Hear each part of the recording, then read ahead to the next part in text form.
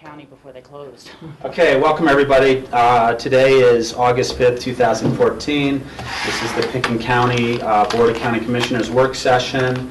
We have a fairly full agenda today. First on our agenda is a fleet service proposal for the Aspen Fire Department, and Brian's here and some other people. So great. We'll introduce ourselves. I'm Brian Pettit. I'm the Public Works Director.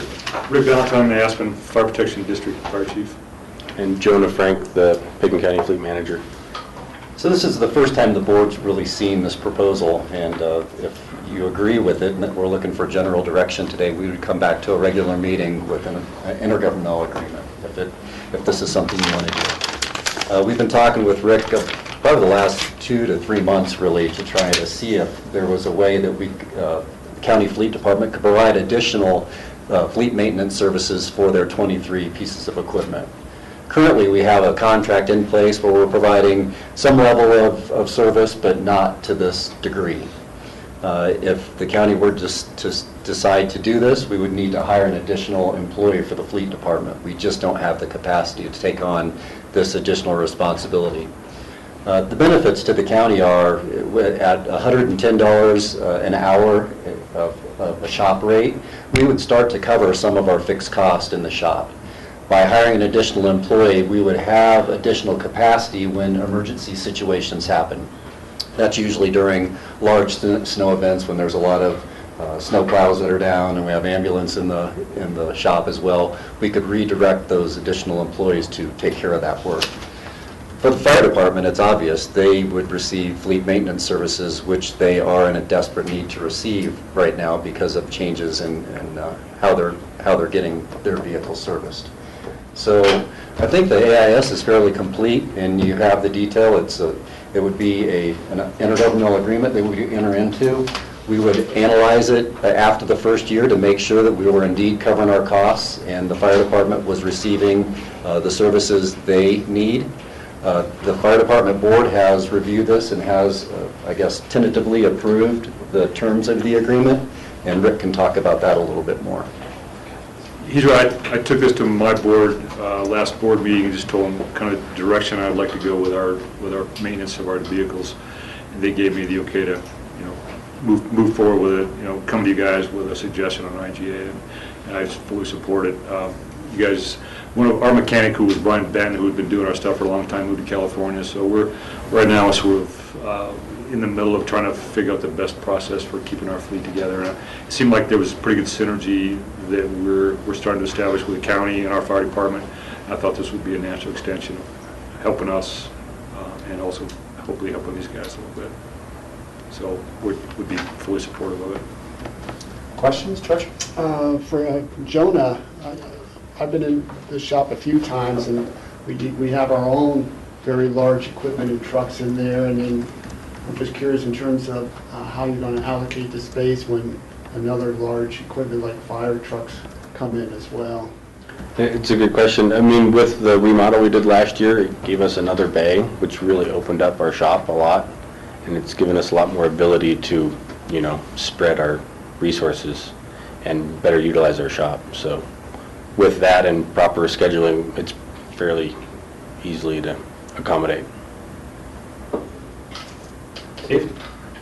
I'm curious what the Snowmass Wildcat District does for their maintenance, and also what the Salt Rural and Fire Protection District does for their maintenance. Right now, Snowmass uses almost exclusively their city shop that does our maintenance for them. Now, they're a little bit different than our department. They have paid firefighters there 24/7. So some of the light stuff is done by paid firefighters. We're not on calls. They can do light maintenance kind of stuff. We don't have that capacity in our department. And Basalt's also struggling because they had 2 full-time mechanics on duty. In fact, that's where we used to take our stuff to for Brian Benton and their shop to work on. Brian Benton was also their mechanic who's left, so they're also in a little bit of a pickle right now, trying to accommodate what their needs are, and I'm not sure what direction they're going right now for Basalt. Okay. Rachel? Yeah, in general, I'm supportive of the concept moving forward, and I'd like to have a little more time on the staff and administrative side to really vet this through the attorney's office. And what I'm particularly thinking of is all cost. You know, it wasn't that long ago where we had a disability claim with a mechanic and ended up paying out a significant settlement from our general fund. And so that didn't really show up in the traditional overhead costs. Now, that could happen in any department. It could happen anywhere, but that's what I'm trying to say, is how do we truly allocate all costs that could arise from the shop, or if someone was injured repairing your vehicle as opposed to our vehicle, you know, and we end up with a larger settlement that's not covered by the traditional workman's comp or something like that. You know, we all try to avoid those situations at all times, but so that's the thing I'd really like to make sure that the attorney's office has looked at it and the contract has really looked through to make sure that we're not somehow impacting the county taxpayers separately. But in general, I believe it's a way to save both taxpayers money and to work well. And I guess I'd like to see, as we go to a final approval, a little bit more of this true capacity, a little bit from you, Jonah, of how that scheduling would happen. Because I know in the fall, for example, it's a big switchover time for winter snow tires and getting the plows up and going. And whether working through the fire district, you have a capacity to say, well, this truck is okay if it's out for 3 days because we have these other 3 trucks. You know, I don't know what would happen. Would it have to be a priority bump? The fire departments come in and they need this ladder right away. And so I just would like to know a little more about how the two will interface in terms of using the bays and the mechanics. We did vet this pretty well. We talked about it a lot. A lot of our regular maintenance on the trucks can be done scheduled way out in advance, oil changes, that kind of stuff. Sure. Really whatever works best in the shop. For the most part, we have pretty good depth on our fleet, with the exception of the ladder truck. We only have 1 ladder truck. We have 2 rescue trucks. We're not completely desperate. It's got to be, you know, stop everything right now. But they are emergency vehicles, so they will, Sure, in our view, should take pretty high priority over, you know, something that's not a high priority vehicle. Absolutely. So again, I'd just like to kind of see a little more how the management of the workload and the flow would occur. And I'm sure you guys have talked about, but we only have 1 page in front of us. But, you know, the fire district has done great things for the community, and, you know, in the age of tightening budgets, it doesn't make sense for you guys to have to go out and build your own shop with a, you know, big engine tow, you know, lift and things like that. And we can defer some of our other fixed costs. It sounds like a good partnership. Thanks, Rachel. We can address that, and the good news is we looked at the vehicles the fire department has, and they're high-quality, well-maintained fleet. That's so we're right. not taking on, you know, a Old problem junkers. child. Exactly right. But we can talk about that. Okay. Steve? Jonah, would all the mechanics be flexible to work on either the fire equipment and the airport equipment and the county We fleet? will be training everybody to be able to flex around and work on stuff. The biggest difference in between a fire truck and just a regular truck is mainly the water pump system. Everything else is we already are certified in and we work on currently a lot. So there's just a small gap that we'd have to get sure we get trained up on, make sure we can maintain correctly for the fire department. We have some of that already with the fire truck at the airport, so we're doing some of that maintenance and repair already. So conceivably, with 1 more employee, if some piece of equipment comes in that needs to be fixed quickly, you'd have more flexibility in getting more people working on it at one time. We would be able to have more flexibility and be able to respond faster. George? Jonah, we currently have a contract, another contract. Is it with Snowmass, I forget, or the ambulance district? Or? It is with Aspen Fire and with Snowmass Water and Sanitation, and then we do a little bit with Mountain Rescue as well. Yeah, and so that's all working well? And Yeah, they use us a little bit. It's kind of like the agreement we currently have with Aspen Fire. You know, they just use us here and there for specialty stuff that they don't have capabilities for. Most of them, they do maintain their stuff themselves. So it's just the specialty stuff that they bring to us occasionally. Oh, great. It looks like you've got some direction to move forward, and it looks like most of us are, or all of us are in favor of Yeah. going forward. Just bring back the contract Detail. details and Yeah. about those two things, the operational plan, and we'll go with it. Thanks, everybody. Thank you very much. Thanks. Thank you. Jim, is everybody here that you need for the airport discussion? Yes. Perfect. Come on forward. A little ahead of schedule. I'm going to be back on. Yeah. And I will start by taking a second while we're on the air here to say, Jim, we're sad that you're moving on, but we're also delighted that a new phase of your life is going to come your way with a new job opportunity and move back to Wyoming to the Jackson Airport area, and it's been a tremendous pleasure working with you for the last 3.5 years that I've been on the board. You present yourself in a tremendously professional way, and your work is outstanding. Every aspect that I've seen you and your involvement with the county has been at a superior level, and we're sorry to see you go, but speaking for myself, I'm also excited that a new portion of your life is about to incur. So. Well, thank you, Rob, for those kind words. I don't leave without really a heavy heart as well. You know, the community has been incredibly supportive, and Pitkin County has just been a remarkable experience and a wonderful place to live and be part of. So I'm the one that's grateful, and thank you, Rob, for thinking the way you are.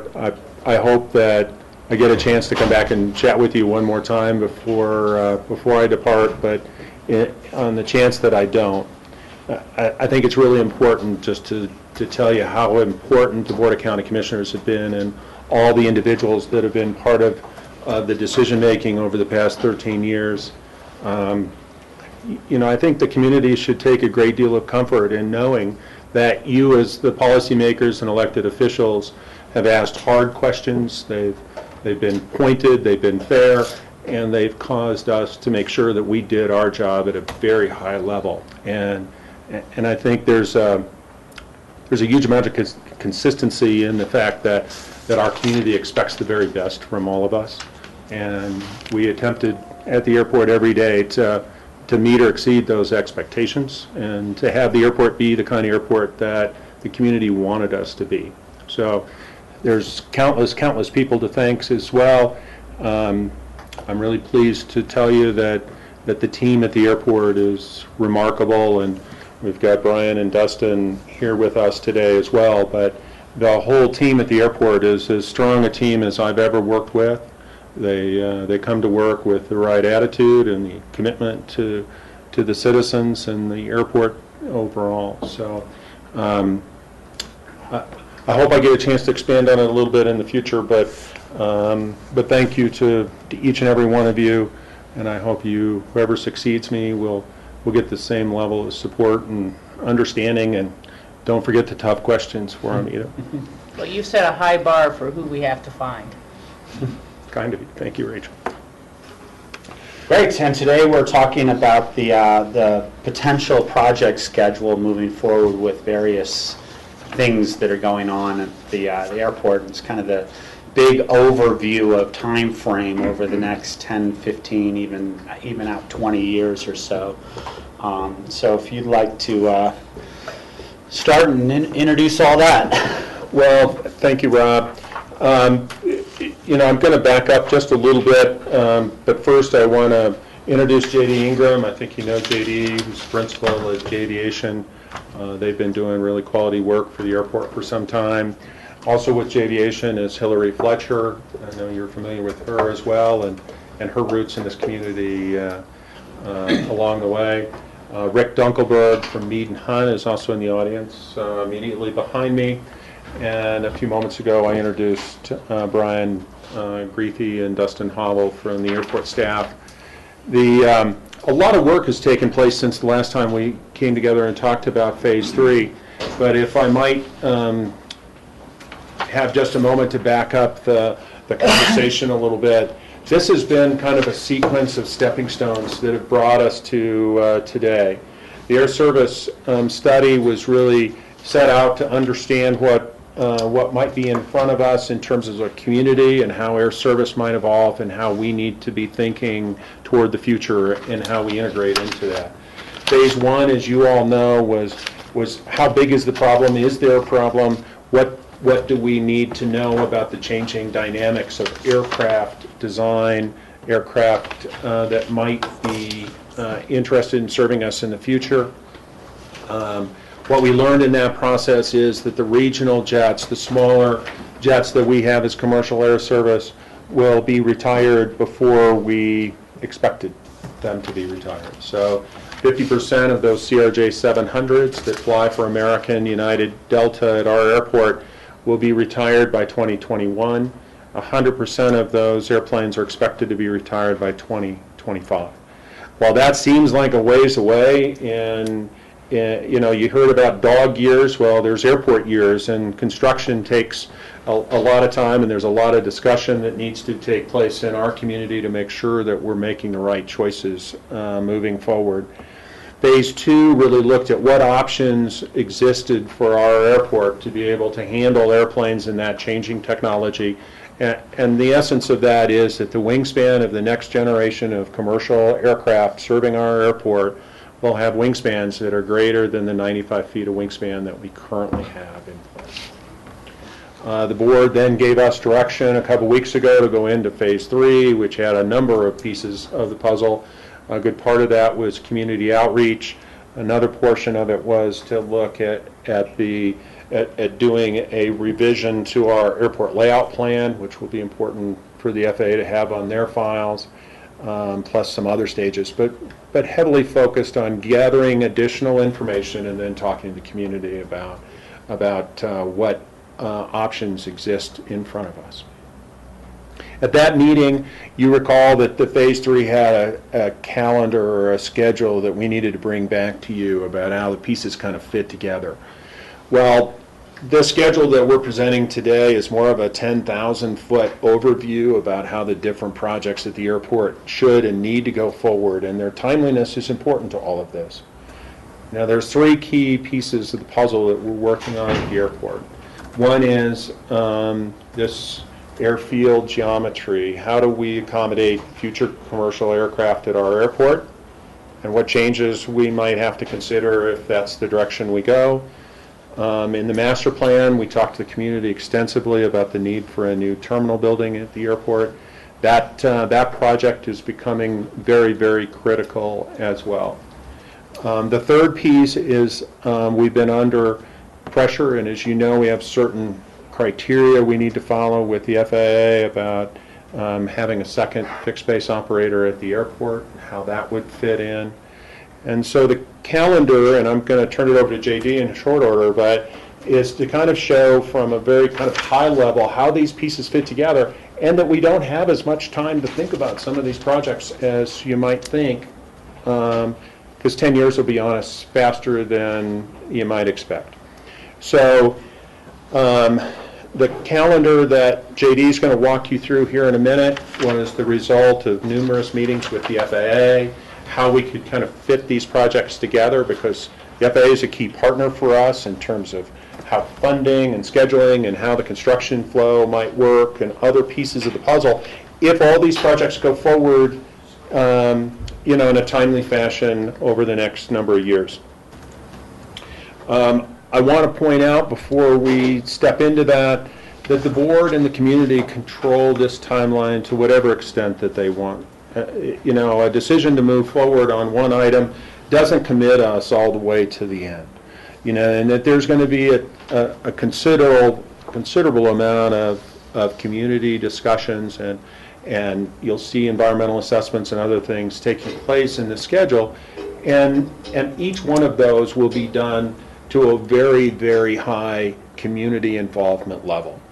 So I hope that message gets transferred both to those that might be watching and of course all of you, that we as the community maintain control of our steps forward. And a decision to move forward in one area doesn't require us to ultimately build that item. It means that we're going to go out and make sure we understand it, talk to the community about it, and those decisions will take place at a future timetable. With that, I'm going to turn it over to JD, and he's going to kind of walk you through this schedule. Once again, this is not a final schedule. It is our first glance at this to try to give you an understanding about how the pieces can and will fit together if we start to make choices moving forward. Yep. Yep. I'd just like to ask a preliminary question or maybe make a comment about our process going forward. As we know, our community, and rightfully so in many cases, has a lot of concerns about change or growth or size and scale. And this ultimately, whether it's following the schedule or not, is a lot of change and a lot of construction over the next 7 or 8 years. And I'm wondering, as a foundational piece of this, would it be valuable, would the other board members feel it's valuable to kind of get an independent verification of that future air service need report? I mean, I've already read at least one letter, had other people say they're basing all this work on one set of information, that there won't be planes to service below the 95-foot level. Now, I take that as being very serious and thorough information, but it just seems to me that as you go out and as you're talking to the public, rather than have folks be able to say, well, you know, they got one report from one industry perspective and now they're planning all this stuff. And I just don't want something like that to undermine the greater work that needs to be done and the trust within the community. And so that's the only thought I've really had looking through this and thinking about it. It seems like that's a question to the board. Yeah. Are there any thoughts on that? Well, I'd be wary of doing a knee-jerk reaction based on one letter to the editor and Well, as one I or say, I've two had comments, yeah. Well, I've had a few comments as well, but it's more, it more leads to the need as we go into this phase 3 in terms of an outreach and education, because the public really doesn't fully understand what this means in terms of are we having a larger aircraft? Are we having more seats coming in? Are we, why do we need to move the runway? So there's a lot of questions here, but I don't think I need to spend any more dollars. This report, we've spent hundreds of thousands of dollars, and it's available for the public to look at rather than having to spend additional dollars. So that would be my thought. Well, if I could follow Yeah, up, go ahead. at least my perception was the future air service needs was not the real expensive part. The expensive part was the layout and the planning and the technical analysis of what could fit and how.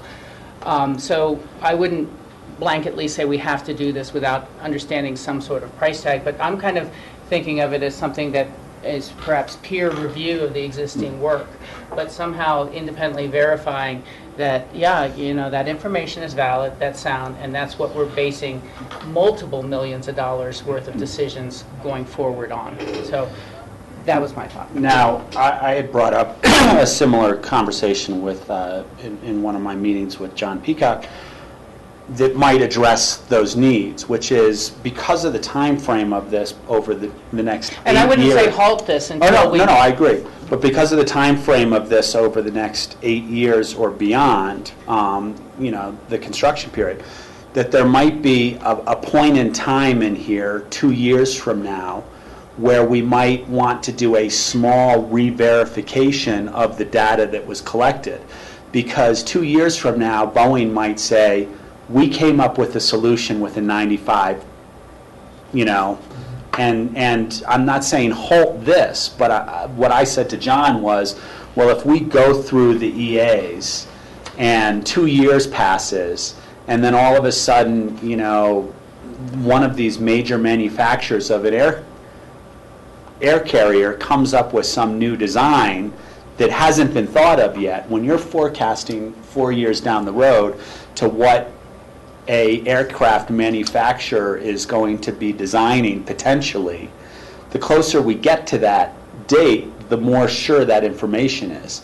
So I don't think the answer is to redo that study now. I think the answer is to find a reasonable point in time down the road and say, let's re-verify the information that we knew as best information 2 years ago or 3 years ago, and let's make sure that that's still the best information, because that information will change. And that's what I would suggest, because that tells us, you know, more accurate information as we get closer to breaking ground. Yeah.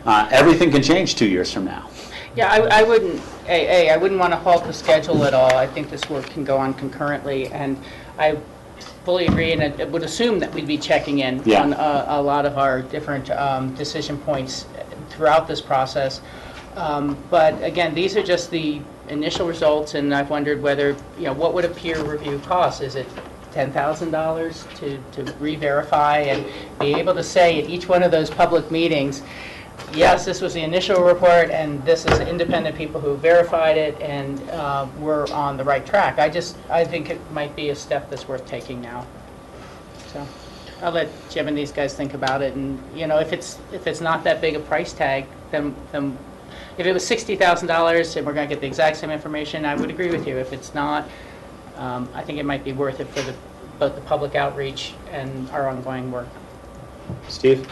Yeah, I feel like the information we got was coming from the airlines or the manufacturers themselves on what they're planning on building in the next foreseeable future. And I don't know if we did another study now, that I don't think that would probably change, but I kind of like your idea, Rob, to do a check-in a couple years down the road just to make sure. And when you look at the timeline for, like, if the runway is moved over, that's the last thing on the timeline for the major projects to be moving forward. And in the meantime, we're doing the EA and all that would be necessary for the airfield reconfiguration.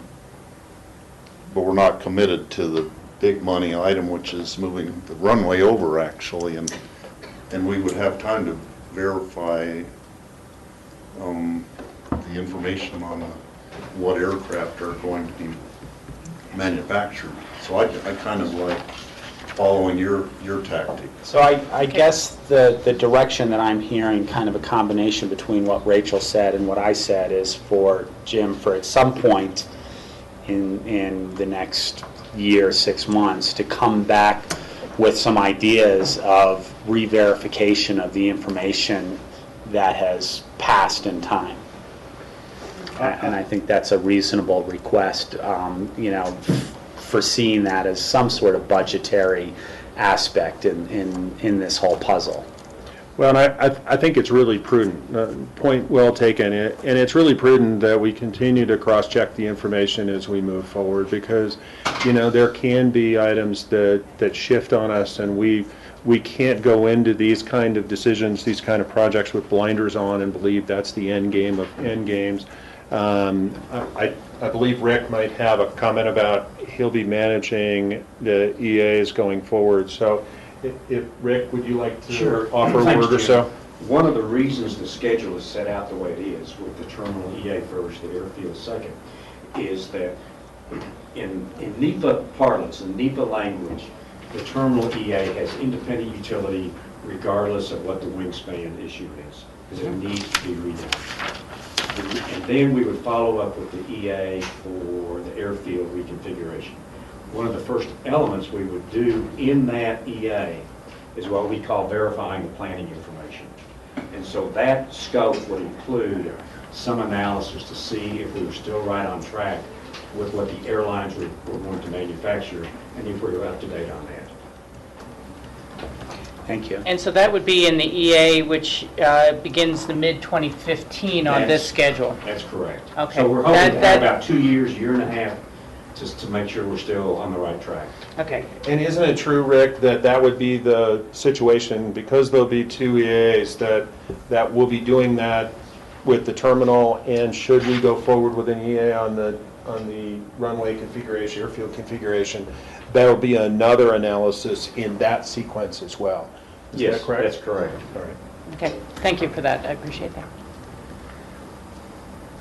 JD, are we continuing here? Yep, let's roll through this. So what you have in front of you is a time span of a 10-year window is how we've looked at this. And this 10-year window, what you'll see as we go through it, it's a pretty aggressive schedule to try to meet our the 50% retirement date around 2021. And as we go through it, we are talking about over, as Rachel had said, $250 million in construction, well over $250 million in construction in a 7-year window. So it's a lot of construction. So we've built a schedule that meets that. But any hiccups, changes, or from funding, sequencing, will delay this schedule. So it is important, as Jim mentioned, that we do, time is of the essence to keep this schedule going. So what we've laid it out, and you'll see up there, the 50% fleet retirement is on the 2021, which is the dashed line on the left. 100% fleet retirement is the 2025 line dashed on the right. So the first phase of this, the scoping of these projects, is the air service study. And phase 3 comes in, and that is the scope of work that we talked about 2 weeks ago. It has 9 components in step A. There's a decision point for the commissioners at the end of step A to go with the ALP revisions for step B. Once we get that, that goes in, and that's a 6-month window, and then we've allocated 3 months for the FAA approval, a conditional approval of that ALP, which is the second 3-month window of time. That's the first step in the project. Going down, the next phase of project is the terminal area plan, and that will come in here. So the terminal area plan was approved in the 2012 master plan. That set the stage for it. So the FAA has approved that master plan, and they have been working with the funding, and they have funding dedicated for 2014 to start that project.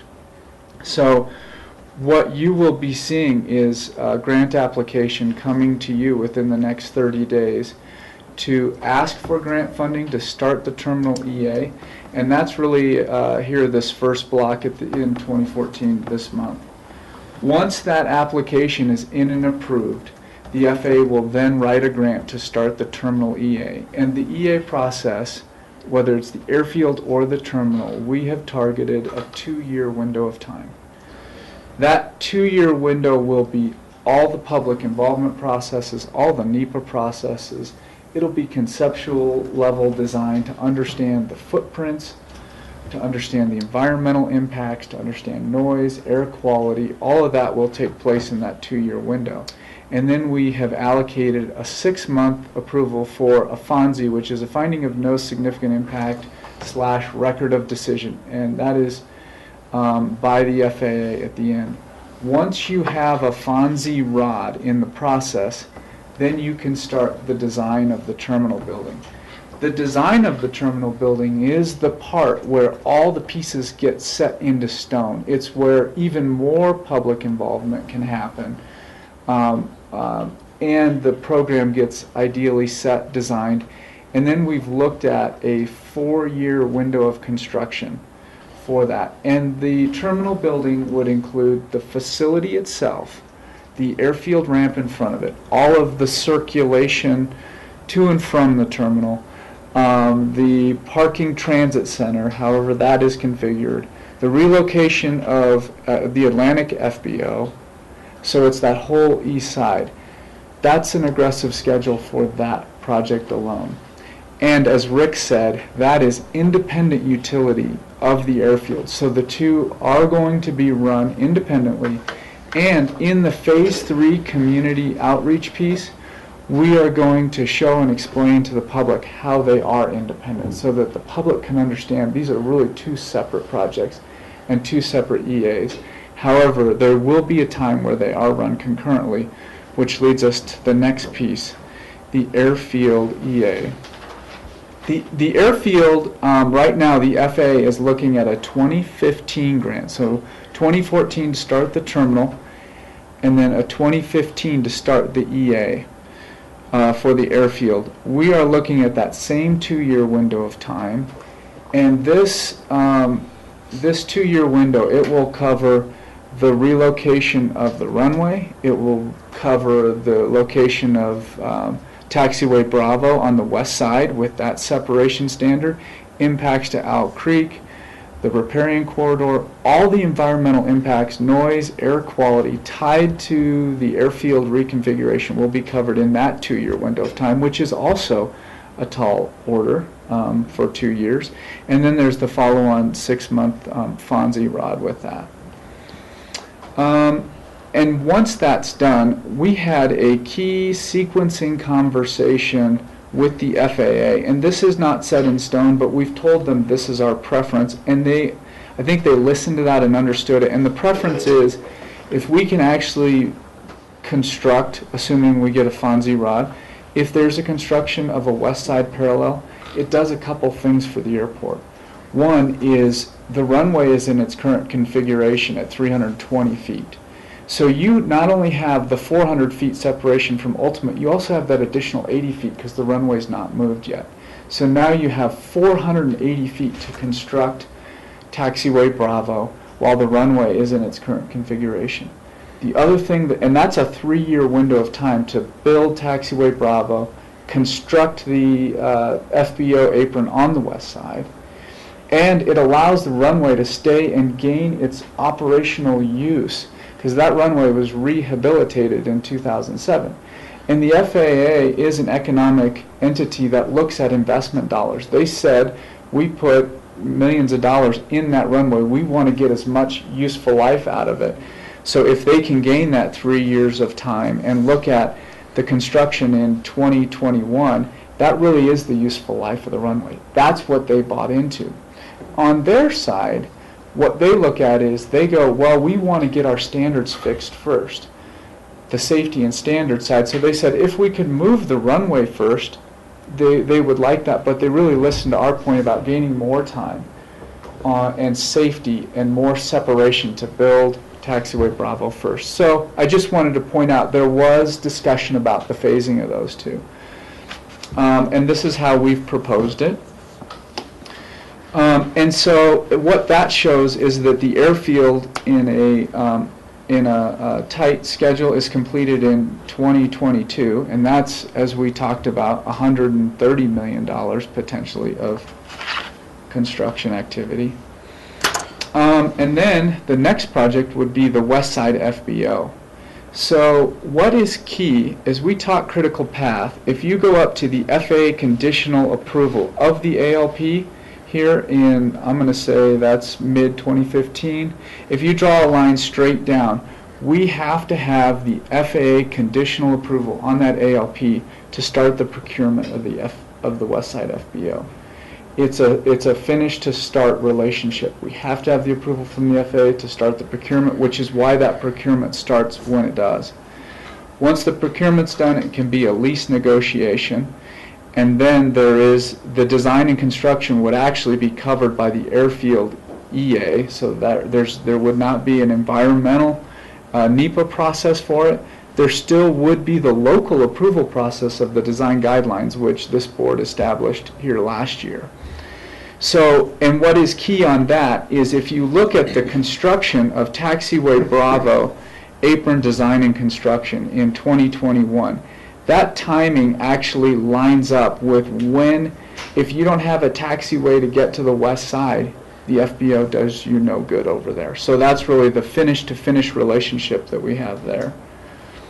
And so kind of if you back up now, and I want to just talk big picture, there is a critical path in this schedule. And the critical path is really from phase 3, air service study is key, to the airfield EA, through to the construction, and then on to the second FBO. So really the critical path for meeting the commercial service fleet changes that we anticipate is all through phase 3, through the airfield EA, through the construction, and then the FBO matches into that so that it can use those facilities. And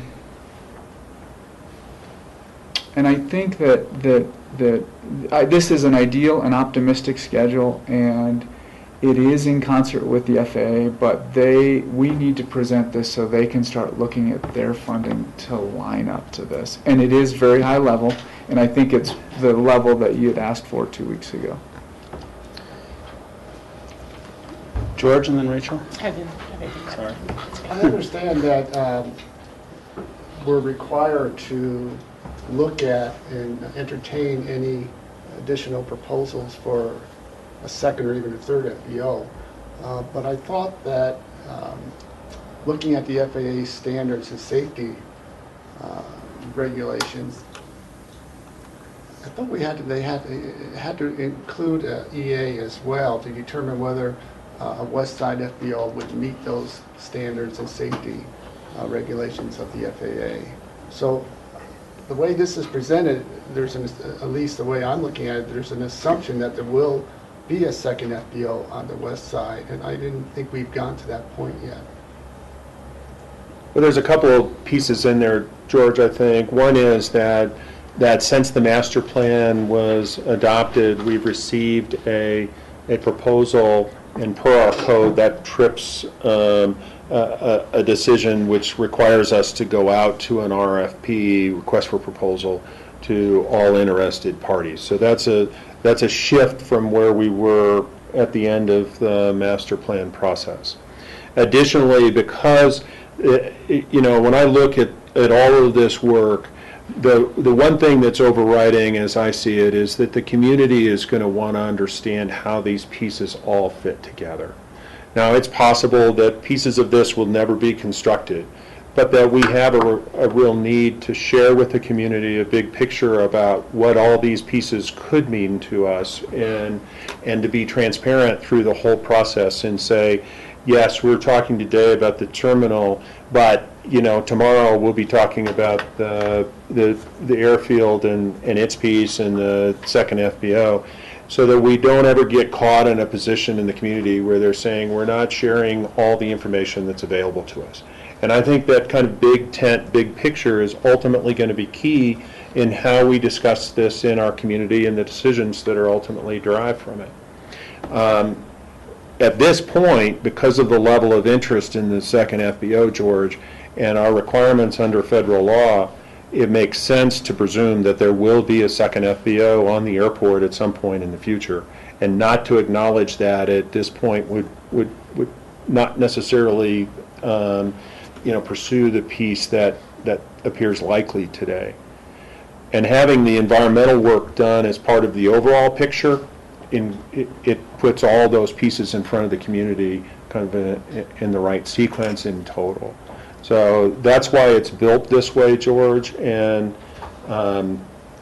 any of these pieces could ultimately not be done, but to not kind of figure that they're out there would not necessarily recognize the reality. But I don't understand why a second FBO wouldn't have to go through an EA process to determine the impacts, whether it be noise, location, the repairing area, looking at open space.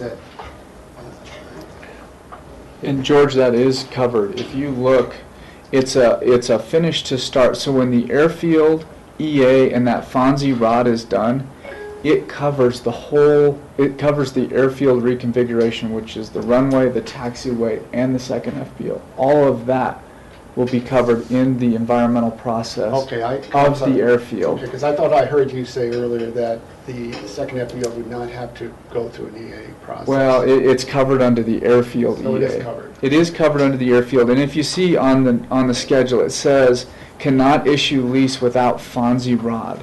And that date is tied to when we get the FONSI rod on the airfield EA. Because they are tied. No doubt. Yes, yeah. And if This corresponds with this. Correct. Those two dates line up. The airfield EA will include all connected actions to any of the physical projects on that, which is the taxiway. Yeah. So physical action connected to the taxiway is the proposed FBO.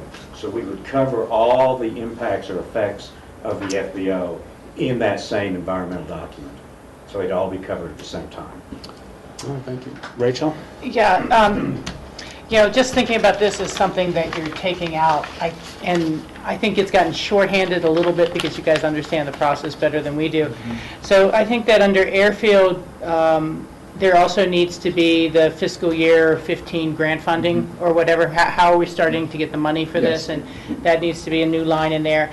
And then under Westside FBO, I would reference the same EA so that people see that an environmental impact statement has been made and that it's through the airfield. But just go ahead and put it on the chart so it doesn't look like anything is shorthanded. Good comments, thank you. Yeah.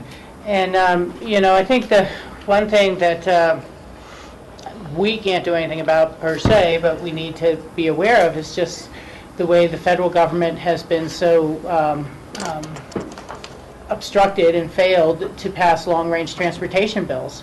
This is the newest 10-month transportation bill. They've had continuing resolutions on it for years, and for so many people, whether it's highway, road construction, mass transit, or whatever, everyone's like, we can't plan multi-year projects because they won't pass the darn funding sources and give us the surety we need. It's really hurting and crippling the economy. And so I think that we need to be having updates about the progress of that, as well as our own planning efforts as we go forward, so we have a bigger sense. But if they're not doing a multi-year transportation bill, they can't make a multi-year allocation to any one given project, and so a lot of people are just keeping things on the shelf because they know they need 3 or 4 years of committed funding, and why start it when you only have the first 10 months worth of funding?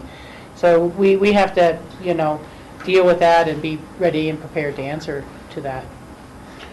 If I might, just the FAA funding bill, which, as you've heard me say many, many times, is funded through airline ticket tax and those kind of things. The FAA bill doesn't expire for a couple more years. Work's already started on the new piece, and it probably won't be quite as controversial as the highway bill has been of late, but we'll see. But funding obviously is a key component of this, and when we put the schedule together, we were trying really hard to make our best guess of how funds could come, as well as how the pieces would tie together for the best for the community. So that was the assumptions we made with construction of the schedule. Okay, thank you. A couple quick thoughts that I might add.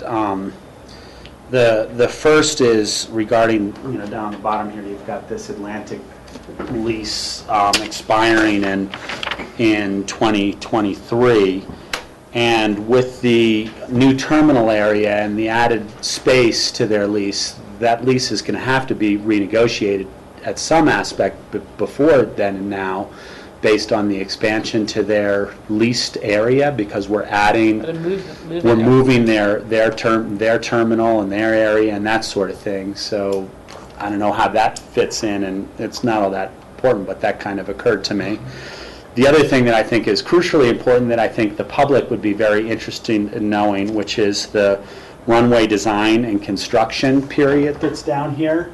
We had talked about that's 7 years out from now, and how, or 5 years out from now, and how that might be minimized through as much prep work as we can do in various time periods. You've got that block basically over a winter in a 1-year construction plan. Does that, I don't want the public to get the interpretation, because I hope it's not the plan, that we're going to be closed for 1 year and that runway is not going to be active for a year, and people are going to have to find another way to get in and out of Aspen. So I kind of drew in on mine that, after the CA gets done, that we've got little pieces in the off-season that are design and construct, whether it be, the gravel part of the runway next to the runway, at various time periods where we can close for a week during the off season and get a massive amount of work done 3 years in advance from this, and then a week the next off season 2.5 years in advance, and a week for the next off season. And I think that's a crucial element in planning, and it relates back to the environmental assessment, the EA, which is really not just what it says, environment, it's not just about protecting the environment in terms of trees, plants, water, and flower. An environmental assessment Social, economic. social, economic, and those aspects. And the closures of the airport during this time period are crucial to that short-term economic aspect to our community and how that's planned out. And anybody who's gone through any elaborate construction project, whether in their home or at a major thing like an airport runway expansion like we just did a couple of years ago, knows that the timing and aspect of those things are so crucial and planned out. So I'd like to see a zoomed in, anticipation of this line and a zoomed in anticipation of this line and how that affects things. And I think that has to tie back into the EAs to some extent, because the EA would be assessing that economic assessment. Can I? Yeah. So you're kind of envisioning something that's a little like a blow up on a map where you have the whole state and then you have the city and and so there's a little subset. It doesn't necessarily have to fit into this chart, but maybe it's an accompanying chart. A separate chart that blows describing up, that. talks a little about the phasing and the construction management during those periods. Yeah, and I realize that this is the first step, and I didn't expect that today. But in seeing this, I don't want this to give our public the impression, because it's not our intention. We are going to minimize the impacts to this to the greatest ability. No question about that. And that's an important aspect to this. But I don't want anybody to get the impression that that year of construction on a runway means that the runway is going to be closed for a year. Right. Good point. Thank you, Rob. On that point, in step A of the phase 3, bullet point 1 is project schedule, and it will drill in exactly to your point of anticipated closures so that that is clear. So this was very high level, but to your point, we will fulfill that request in step A, part 1 of the phase 3 study. Steve? My first take on looking at this was wondering why the runway was put last, like the last priority to get constructed. And the more I think about it, if we built the runway first, the immediate thing we would have would be a parking problem, because we'd be getting bigger private aircraft coming in, and we'd get bigger commercial aircraft coming in. We'd have a parking and a bottleneck on the east side of the airport. By building the taxiway on the west side, we provide extra parking on the west side. Could be done almost immediately, along with the second FBO. So that could alleviate some of the congestion problem on the east side of the airport. So I can see that there'd be a benefit to staging it that way. And the question was, in building if the runway were moved over first, then would the construction of the west side taxiway impact the operation of the runway? Would the runway and the taxiway be too close that No, it would impact the flights in and out and that sort of thing? and the extra 80 feet is just more room to have to work. And so it's going to be a more comfortable working site condition. It still can be done. If the decision was to move the runway first, it could still be done. But anytime you can get more distance away from construction activity, it's less impact on the open runway. And there would be night closures and there would be things like that that we would have to work around. Mm-hmm. Any other thoughts, questions? Jim, anything to wrap up? I do. JD mentioned briefly, in these discussions with the FAA about timetables and calendars, they're prepared to offer a grant for us to start the environmental assessment on the terminal building. So the first stage of that is to put in an application for those funds for phase 1 of that that process. So I just wanted to give you a heads up that that's the next sequential piece of the puzzle. If we can do another work session to talk about that in greater detail, or we can submit the application and have the conversation when the grant is forthcoming. They'd like to get that done as the federal year is starting to wrap up, and it gives a head start as you start to look at how these timetables work. So we'll follow whatever path. If you'd like another work session, or if you're comfortable with the application going in, and we can have a deep discussion when the grant arrives. George? What sort of competition are we under in terms of grants to the FAA? I mean, it's a sort of, I'm assuming it's a competitive process. There's only so much money in the pot, and there's probably other airport projects going on around the country. So it seems like the sooner we get ours application in, the better we would be in terms of going after a certain amount of funds that might be available. Absolutely, and it gives us more flexibility going forward. The competition for dollars is very high. You know, one of the good things about how we've managed all of our discussions with the FAA, really the entire tenure I've been here, is they've been partners at the table as the discussion matures, and it gives them lead time to be able to try to find money for the projects that are really high priority, and we've been fortunate that way. We've done almost $90 million worth of work at the airport over the last 10 years or so, and it's because of that partnership. So the long answer to a short question, George, is yes, time would work in our favor if we move quickly. Rachel? Yeah, I just want to, I know we're beginning our big public outreach efforts, and so this would be revised and then be part of that packet of information that goes to the public.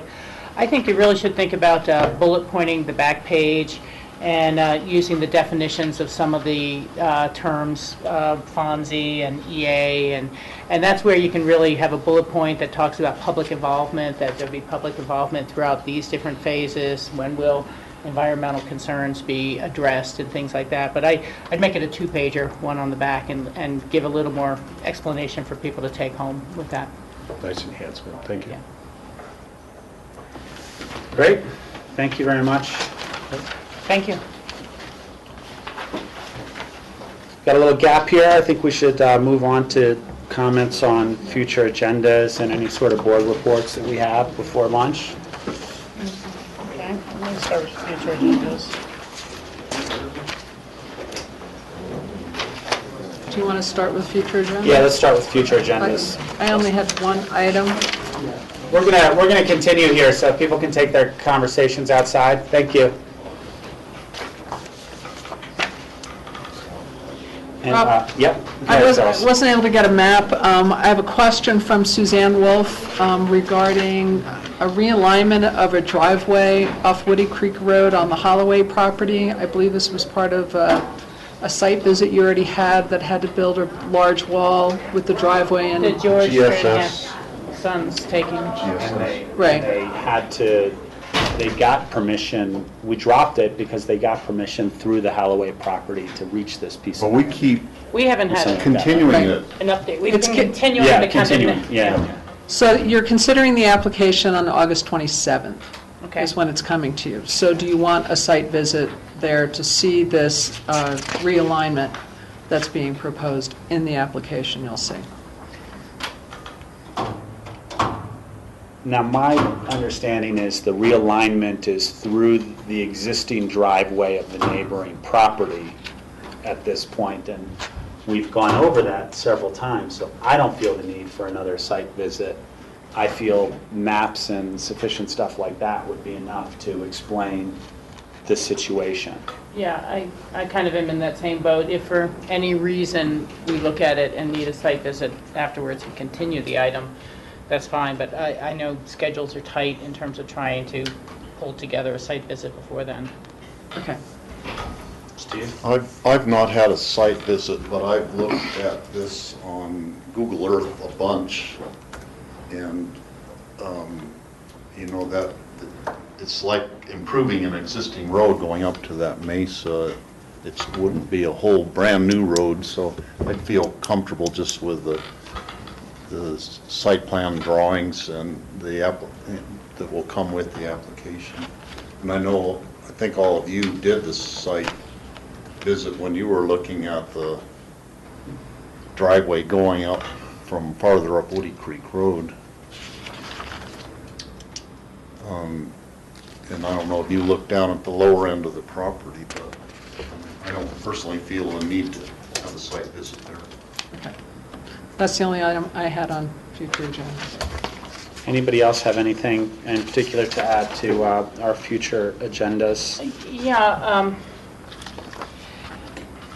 on August 21st, Thursday, from 5 to 7 p.m. in Glenwood Springs, there is going to be the state interim water committee's hearings on the basin implementation plans for our Colorado Basin. And Water Congress is already happening that same week. That's part of why all the people are in town and they're doing it in Glenwood. I'm planning on attending, but we really need kind of some prepared comments potentially from John Ely and the Healthy Rivers and Stream Board to submit to the record. I'm pretty sure they're going to have a 3-minute clock and that's it, and so it's going to be more your written comments that will matter. But I don't know what level of research we've done yet on the other basins' implementation plans. We know a lot about ours, but particularly the implementation plans of Colorado Springs Utilities and Southwest or Aurora, in terms of what additional takes and what are called IPPs, Identified Projects and Processes, they have planned for the Roaring Fork and the Frying Pan River. And so I'm just asking for the staff work and staff support prior to that meeting. I'm going to bring this up just briefly at tonight's meeting with the City of Aspen because I think they need to also be commenting at that time. But it's really not so much about our BIP.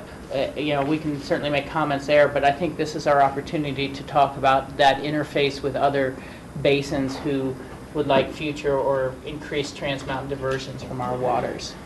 So it's really something for a firm date, and then also for staff to have prepared the work, and it gives us, a little less than 2 weeks to have comments ready. We're putting in open discussion at next Tuesday's meeting. John will come with his start of comments. Okay. So I was going to talk about it in open discussion. Oh, okay. Well, now we've just covered one.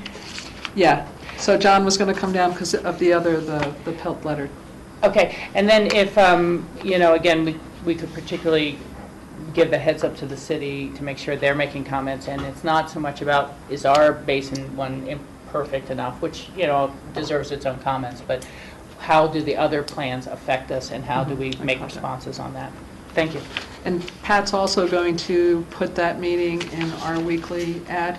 Oh, okay. On the, I think the 11th and the 2 weeks prior to the meeting. Oh, good. Very good. Any other discussion on future agendas? Yeah, I think. As a heads up for the board, the Western Interstate Region of the National Association of Counties Board of Directors meeting is going to be in Malta, Montana, which is very close to the Canadian border. And it's going to be starting the evening of Wednesday, October 1st, and going the 2nd and the 3rd. And so I am going to be attending those. It's fortunate it falls during that 5th week of September when we don't have any regular meetings scheduled, so I don't think I'm going to have to miss any meetings. That's just kind of a heads up for that. Also, if ever anyone is interested, on September 19th, on that Friday, will be the Colorado River District's annual water presentation in Grand Junction. It's an all-day water event.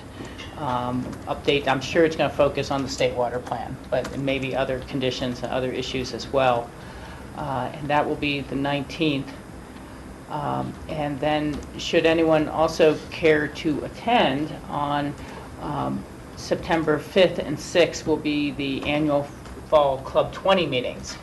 So Friday the 5th is the business meeting of the organization, looking at passing new resolutions, so on and so forth. There'll be a reception dinner at the Cross Orchard Steak Fry on that Friday night. But essentially, all day the 6th will be various candidate debates for different House seats, Senate seats in Colorado, leading up to the bigger main events of Udall, Tipton, and the governor's debates with their challengers for office. So that's always interesting if anyone cares to attend that on Saturday the 6th. So just kind of want to fill in a few opportunities for more meetings if people wanted to attend any of those. Steve?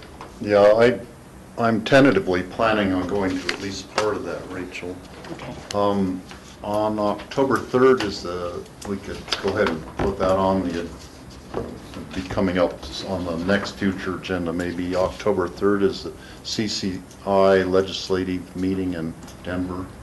That's right. And we'll be talking about that later on our agenda today in the memos of interest.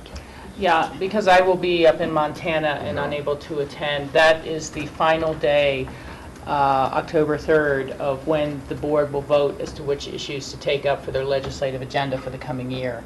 And so to the extent that our staff was doing additional research or preparation on those things that we already submitted, Steve needs to have them well in hand before the 3rd, and maybe extra copies for other board members.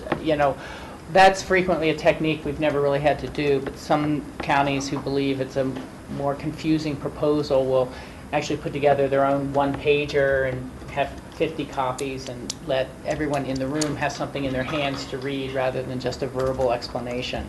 And I think that can go far when we talk about, say, maybe the EMT issue, which is going to be a little more new and foreign to people.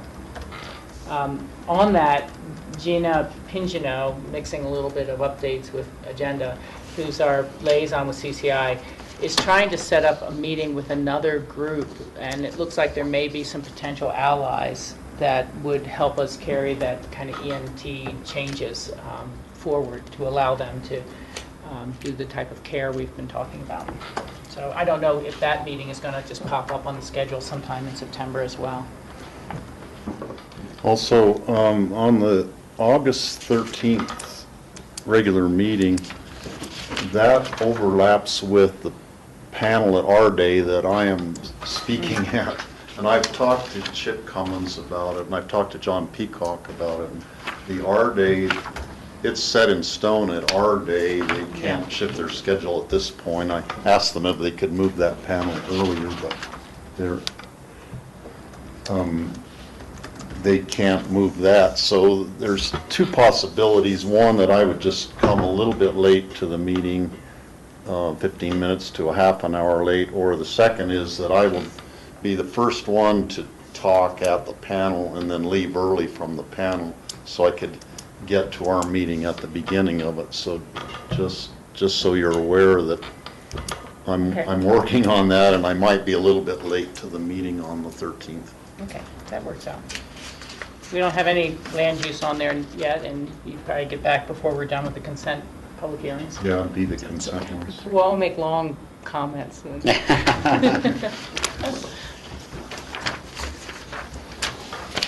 Anything else on future agendas? Yep, that's good. Go through some board reports.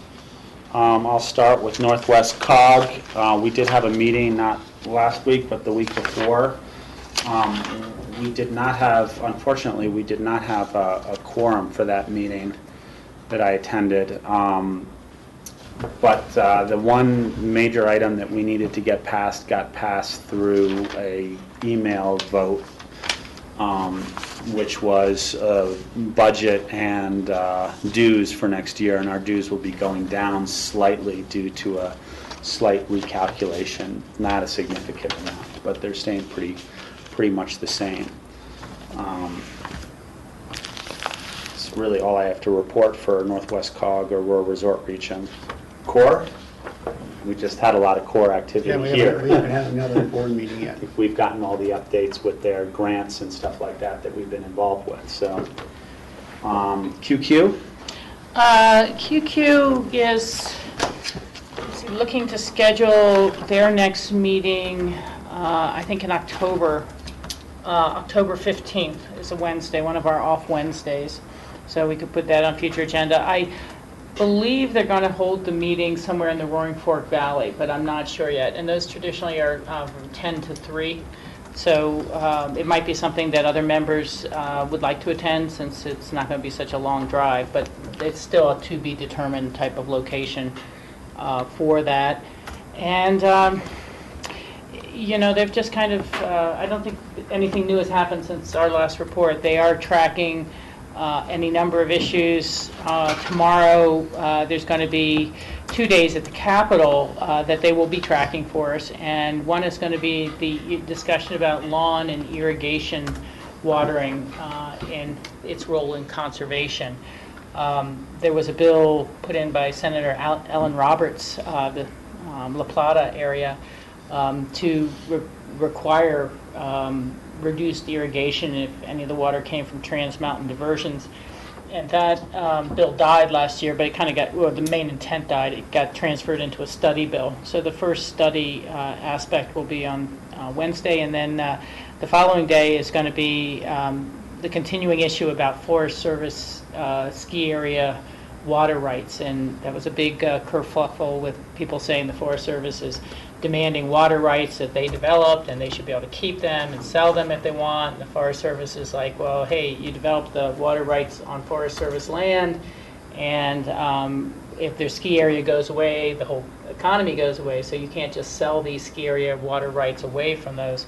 But it's really expanded into becoming an anti-government type of thing, and the bill that Tipton has introduced would forbid the Bureau of Reclamation or any federal agency from holding what are called bypass flows. That is, so when you have a dam or reservoir that's been approved through an EIS, and there's a mandatory continuing release to the original stream bed, normally the Bureau of Reclamation or the Forest Service would hold those water rights to make sure they're administered for the health of the stream and the river.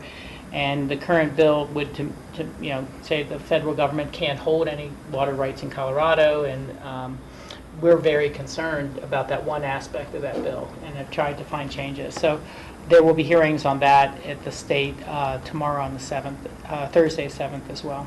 So that's all kind of QQ stuff. What else do we got?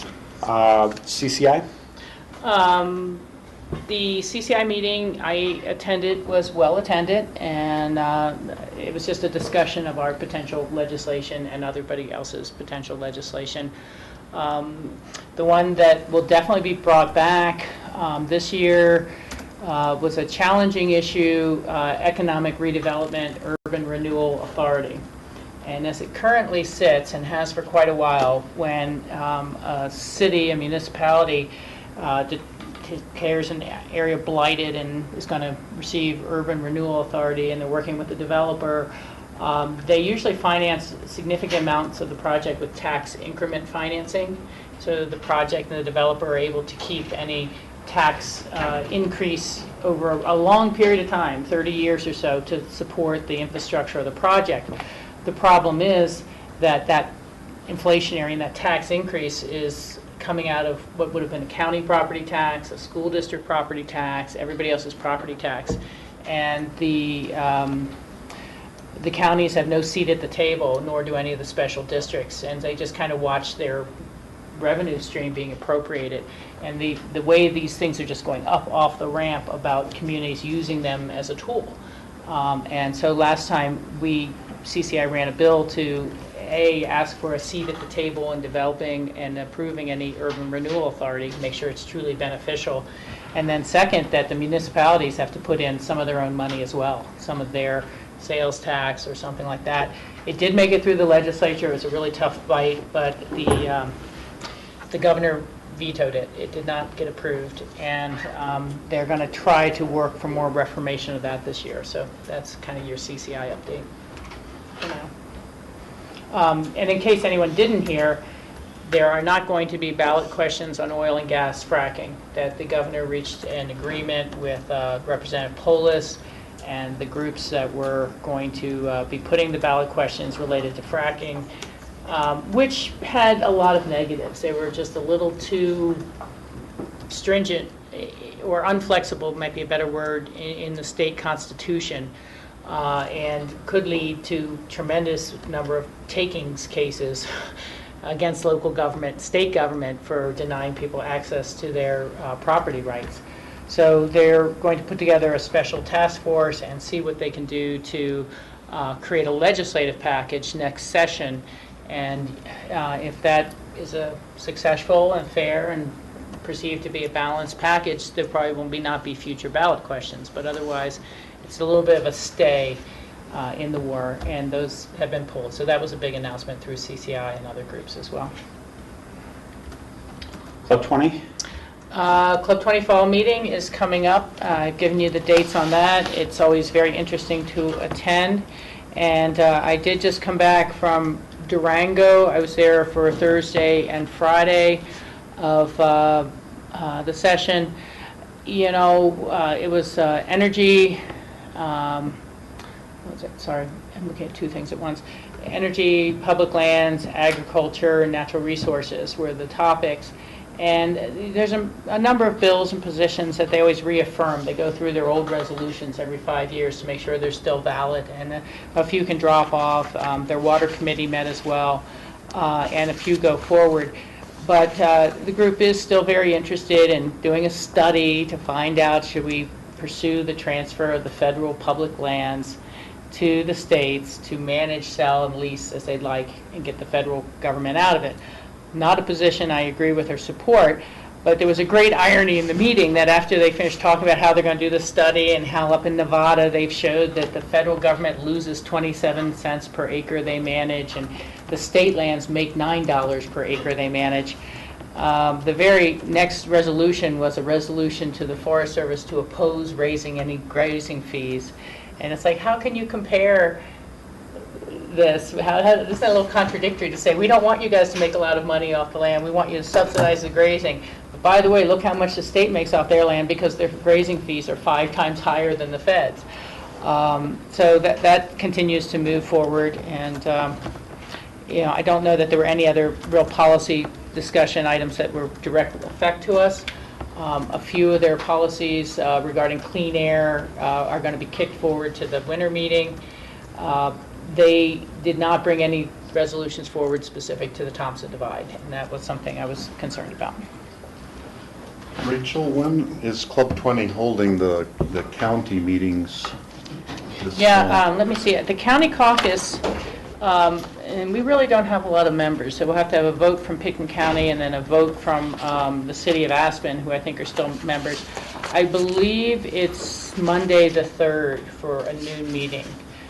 3rd of September? Of November. It's right around Election Day. It's either Election Day for an hour at lunch at noon on the 4th, or it's the 3rd. Okay. They were going to be in this area to do some meeting in caucus in Garfield County as well. Mm-hmm. That's kind of the report for there. Zane Kessler was there at Club 20. That was good to see. He's getting a little involved with their public lands people. Colorado Roundtable Basin?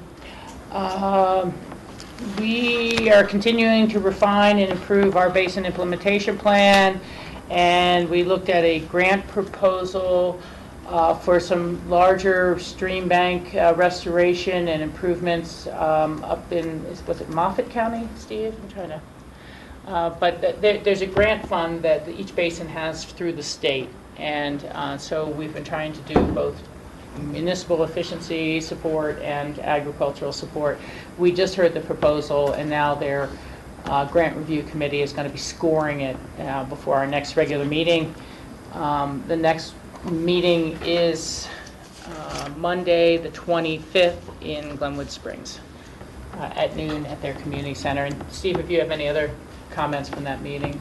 Yeah, no, I wasn't able to right. go to the last one, which I was sorry I couldn't be there, but they were talking about They were interested in the crystal. The ag parts of it was the main topic, I think. Yeah, I was running a little late. I heard that the Crystal River, SUVEPA, and the people who are trying to pursue that wild and scenic designation gave a presentation to the group There was interest.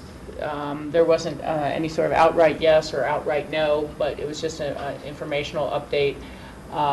Dave Merritt, who is Garfield County's representative on the River District Board, said there were at least 3 votes against it that he knew on the River District Board because they just don't like the federal government, and they don't like any federal designation, and they don't want any federal rules or policies related to Colorado water law that might inhibit future water development. And so I know there's some issues there, but I don't know if our board has formally had a presentation on that or taken a position on that, and we need to potentially schedule something along those lines.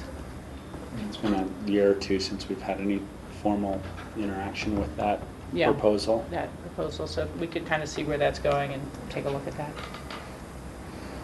Ruapa, Accra, and RAFTA, Michael's not here, so we'll get that another time.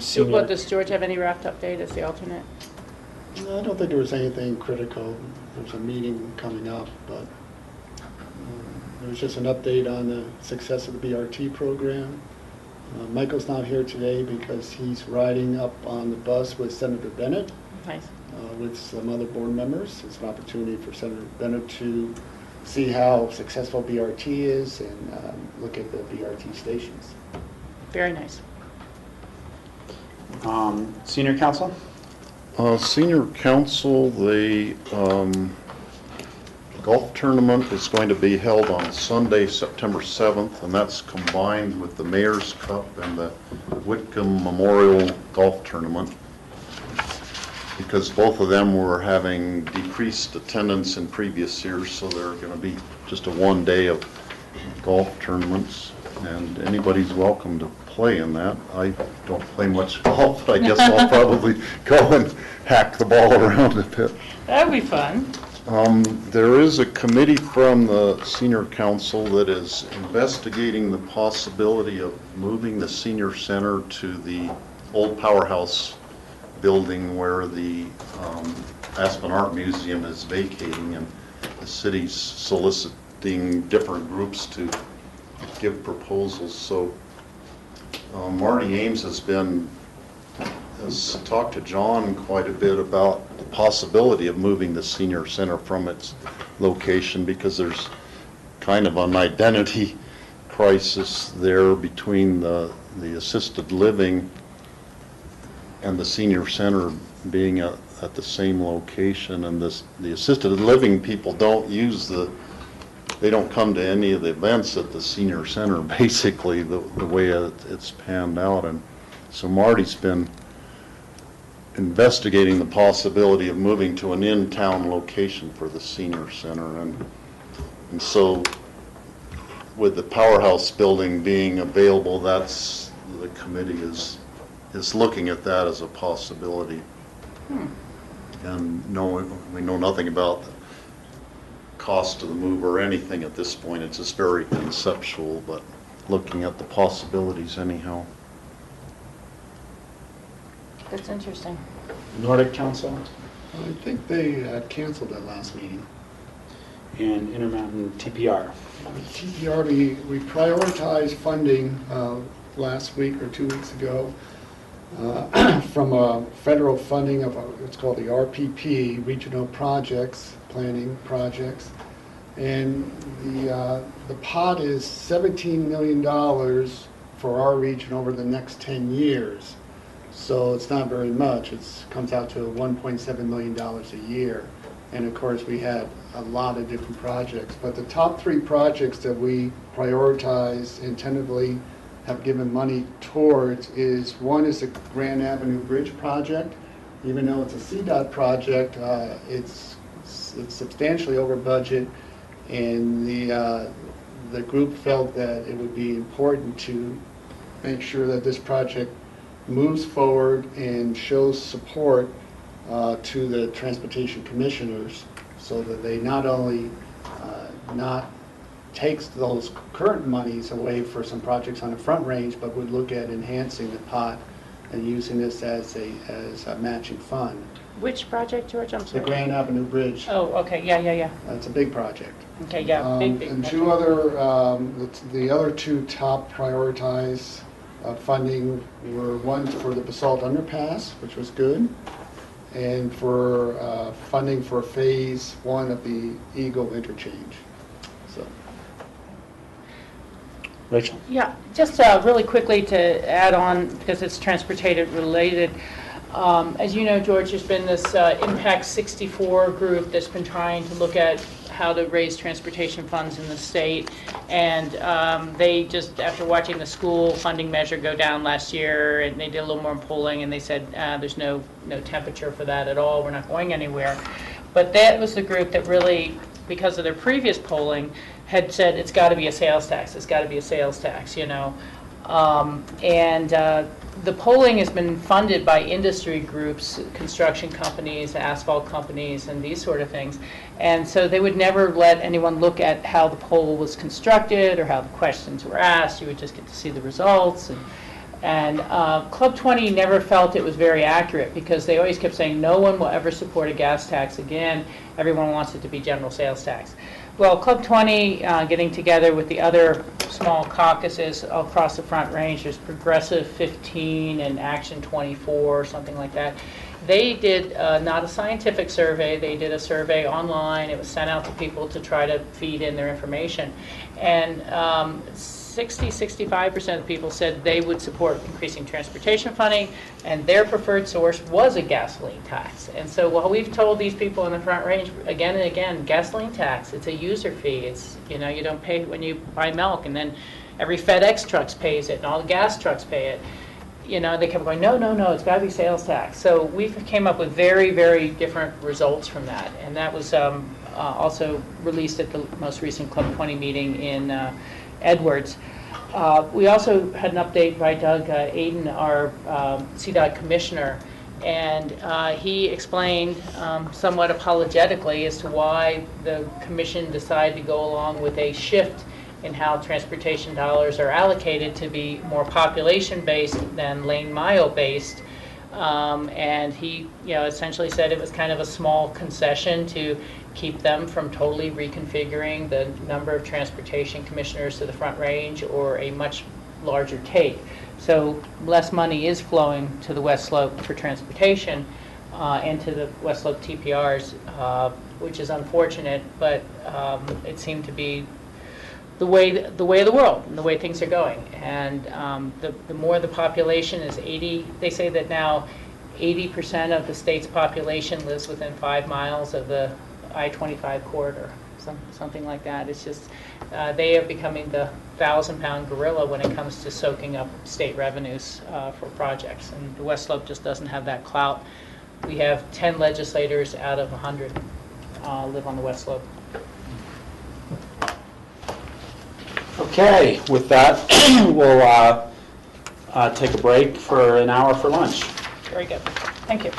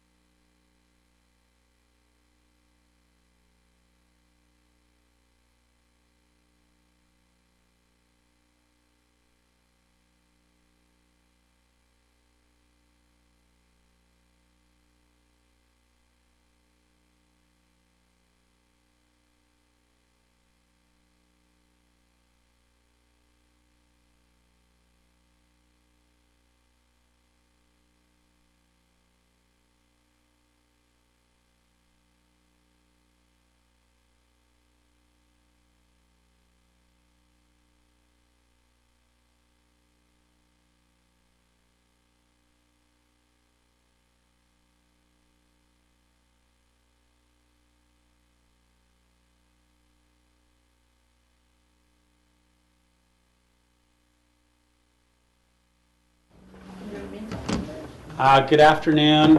Today is Tuesday, August 5th, 2014. This is the Board of County Commissioners work session. We're moving into our afternoon agenda items, and we're starting with a citizen board interview of Kathleen, and is it Cray? That's right. Kathleen Cray, who is applying for the Housing Authority Board. Welcome. Generally, we kind of go around the table, ask a few questions, get to know you a little bit, ask if you have any questions, and go from there. So would anybody like to start with some questions? Sure.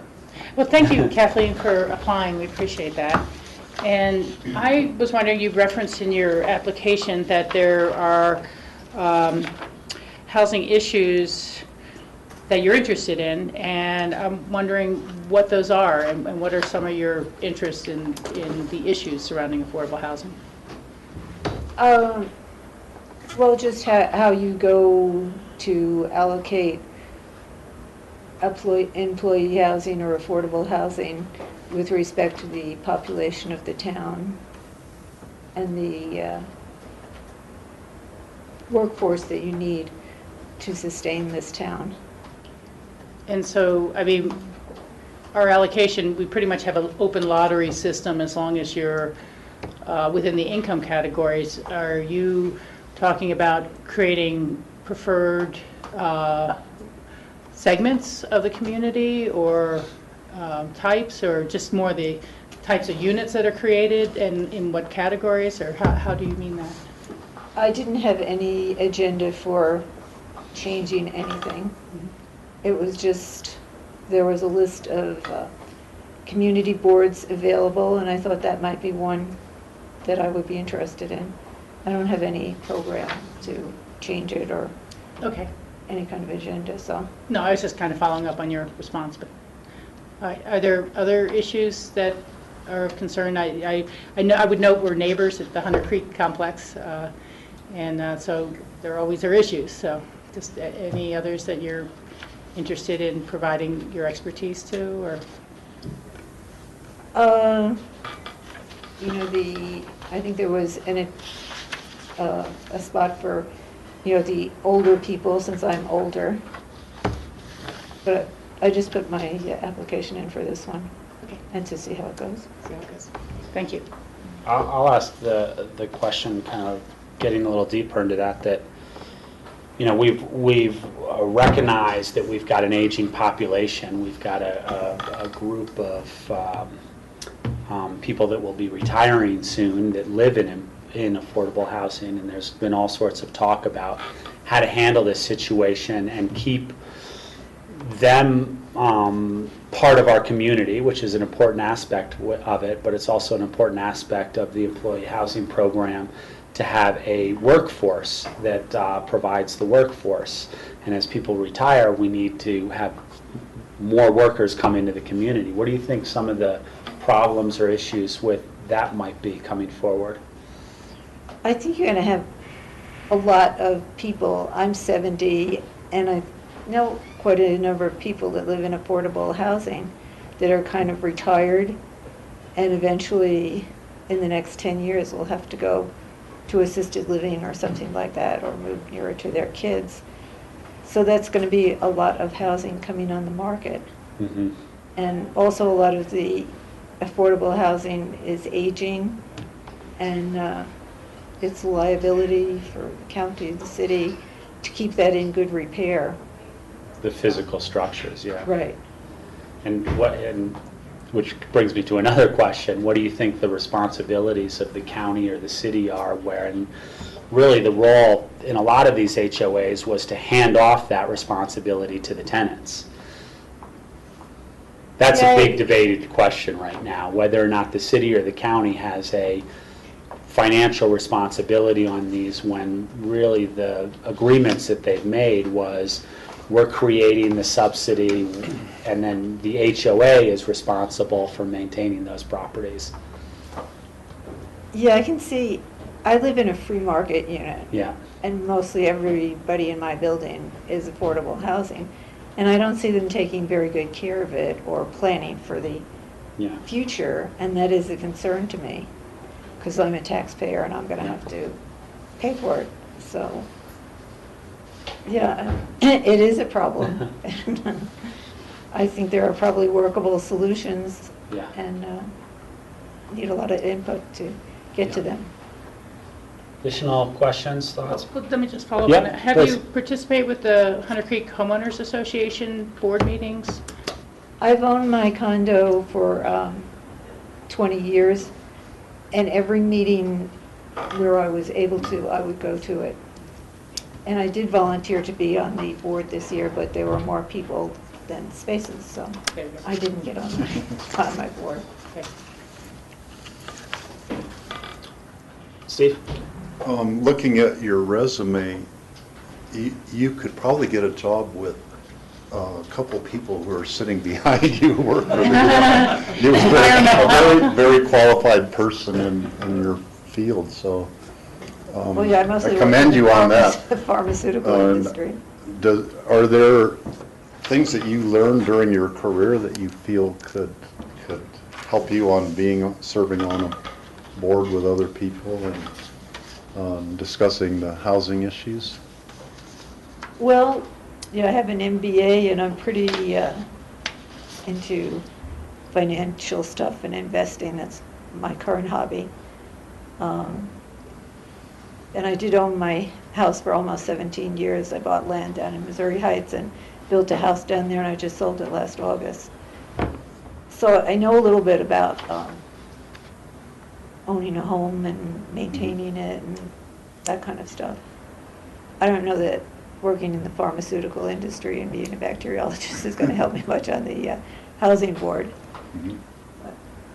Okay, well, thank you very much for applying for the position. Okay. The citizens advisory boards are very important to us. Do you have any questions for us as a board? No, just how often does it meet and anything like that? Twice a month. Twice a month on most months. Okay. And those are Wednesday evening meetings is Those how are they're? first and third Wednesdays of the month. And that would be a commitment you would have time for and not interfere with other commitments? Yep. Okay. Great, thank you very much for your time. Rob, are we finished with interviewing people, in terms of when we'll get back to Kathleen? Yeah, Kathleen, just so you know, normally we go through a few interviews, and it takes a week or two for us to make a decision to get back to you, but you'll hear from us. Okay, thanks very much. Thank you very much. Next, we're going to talk about the Spugler Mountain Superfund tipping fees.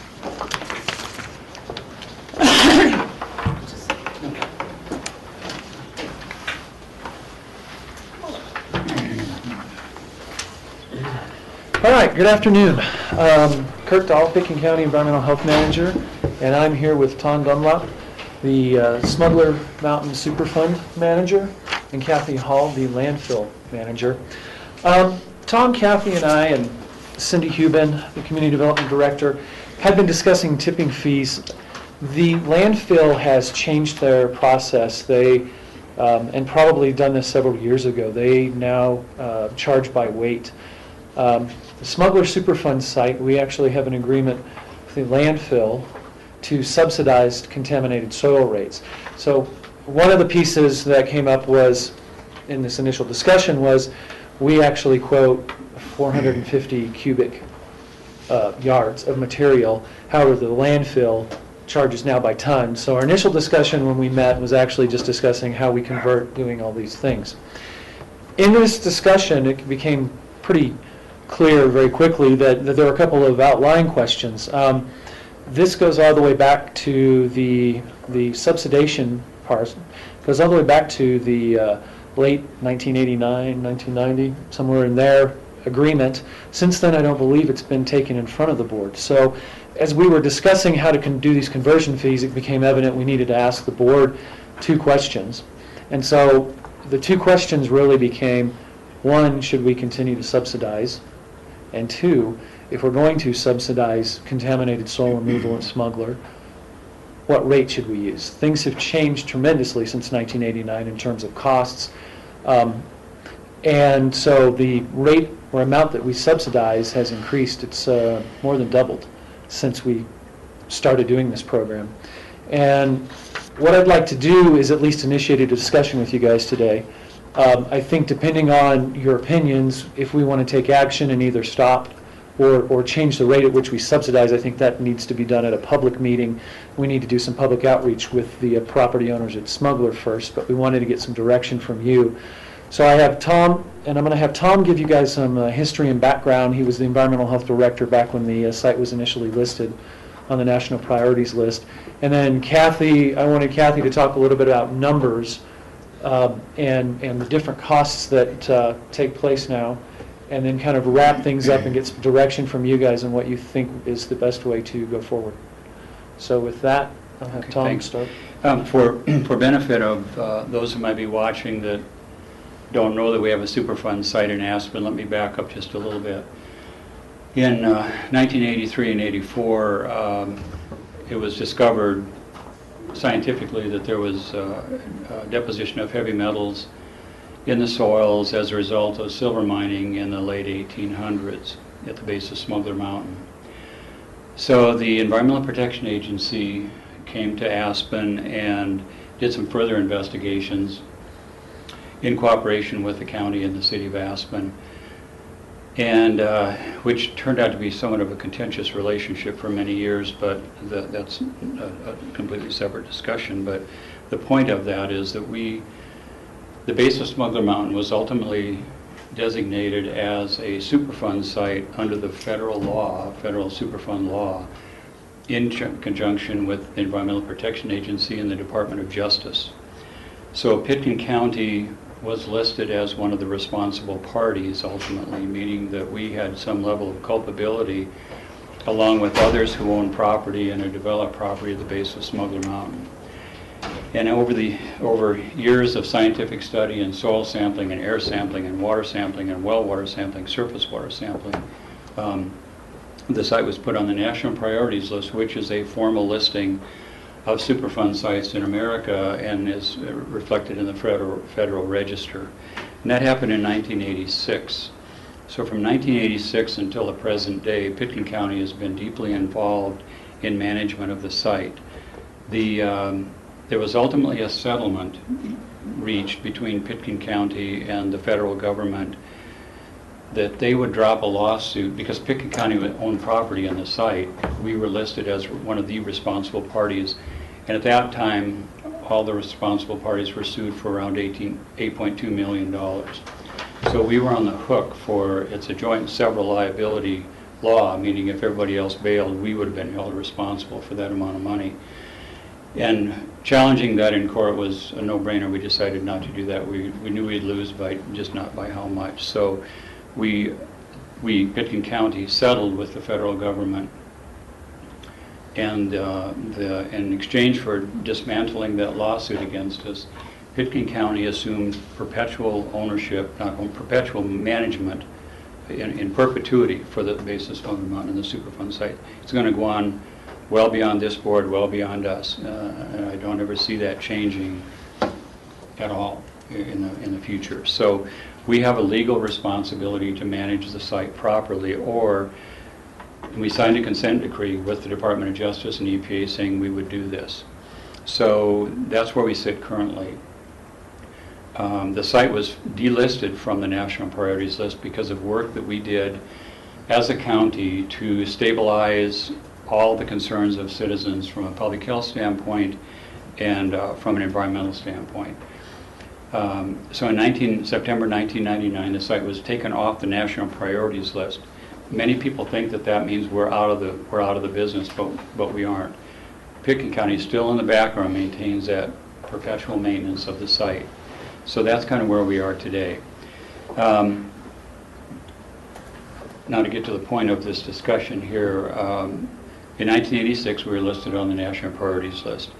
As soon as that happened, Fannie Mae and Freddie Mac stopped guaranteeing loans from banks to people who wanted to sell property in the site. The reason for it was Fannie Mae and Freddie Mac thought that they would become a responsible party if in fact they had to foreclose through a local bank or any bank on the property that they had lent money on. And at that time, it was really up in the air as to what would cause you to become a responsible party and part of that multi-million-dollar lawsuit. So property values, needless to say, in the boundary of the Superfund site, which is very well defined, property values plummeted. People's homes went almost next to nothing. They couldn't sell property. People who didn't want to then put money into it, because if I would pay cash for a house up there and it still had that stigma, I might become liable for part of that lawsuit. Part of that resonated with the Board of County Commissioners at that time, and so the assessor's office adjusted the property values downward to reflect the drop in value of the homes and the property in the Superfund site. At that time, movement of soil off the site, contaminated soil, which is clearly identified in a remediation map that was generated by thousands and thousands of soil samples that were taken. The only place that contaminated soil could be taken is a Pickens County landfill, under agreement we have with the state of Colorado and the EPA. To soften the blow for the people at Smuggler who had already been knocked to their knees by this whole process, the commissioners at that time said they could tip soil at the landfill at no cost. At that time, clean soil was being received at the landfill at no cost. So the commissioner said, we'll treat that as clean soil. Residents of Smuggler can take it to the landfill. We'll take care of it. The up to 450 cubic yards, and that dimension was arrived at. We figured that was roughly the length, width, and height of an excavation where you could put a double wide home on. So anything above that, if they excavated more than 450 cubic yards, they would be charged the contaminated soil rate even back then. But most homes were single family or single wide at that time, or some double wides. The landfill collects a certain amount of money each, a certain amount of cents per ton tipped at the landfill for material that goes in and stays in the landfill, and Kathy's going to talk about that in much more detail. But since Pickens County was a part of that lawsuit listing us on the NPL, we get to keep a certain amount of that money to offset expenses for managing the Superfund site, and that's a state of Colorado law. So once the stigma of the Superfund site was lifted a bit, we did 2 human studies of children. We did 3, including a third one including adults, to test for blood lead levels. We found that the children living up there had no very low blood lead levels at the national average or lower, which was great for me as the public health guy, because we thought, okay, that part of it, we have good answers for that. So with that information, the county asked EPA to help us write a letter to Freddie Mae and Fannie Mac, the other way, to start guaranteeing loans again. So when they did, so they wrote us a letter back and said, okay, we understand that where the liability part has been relaxed quite a bit, so we're going to be involved with banks lending up there again. When that happened, property values went back up.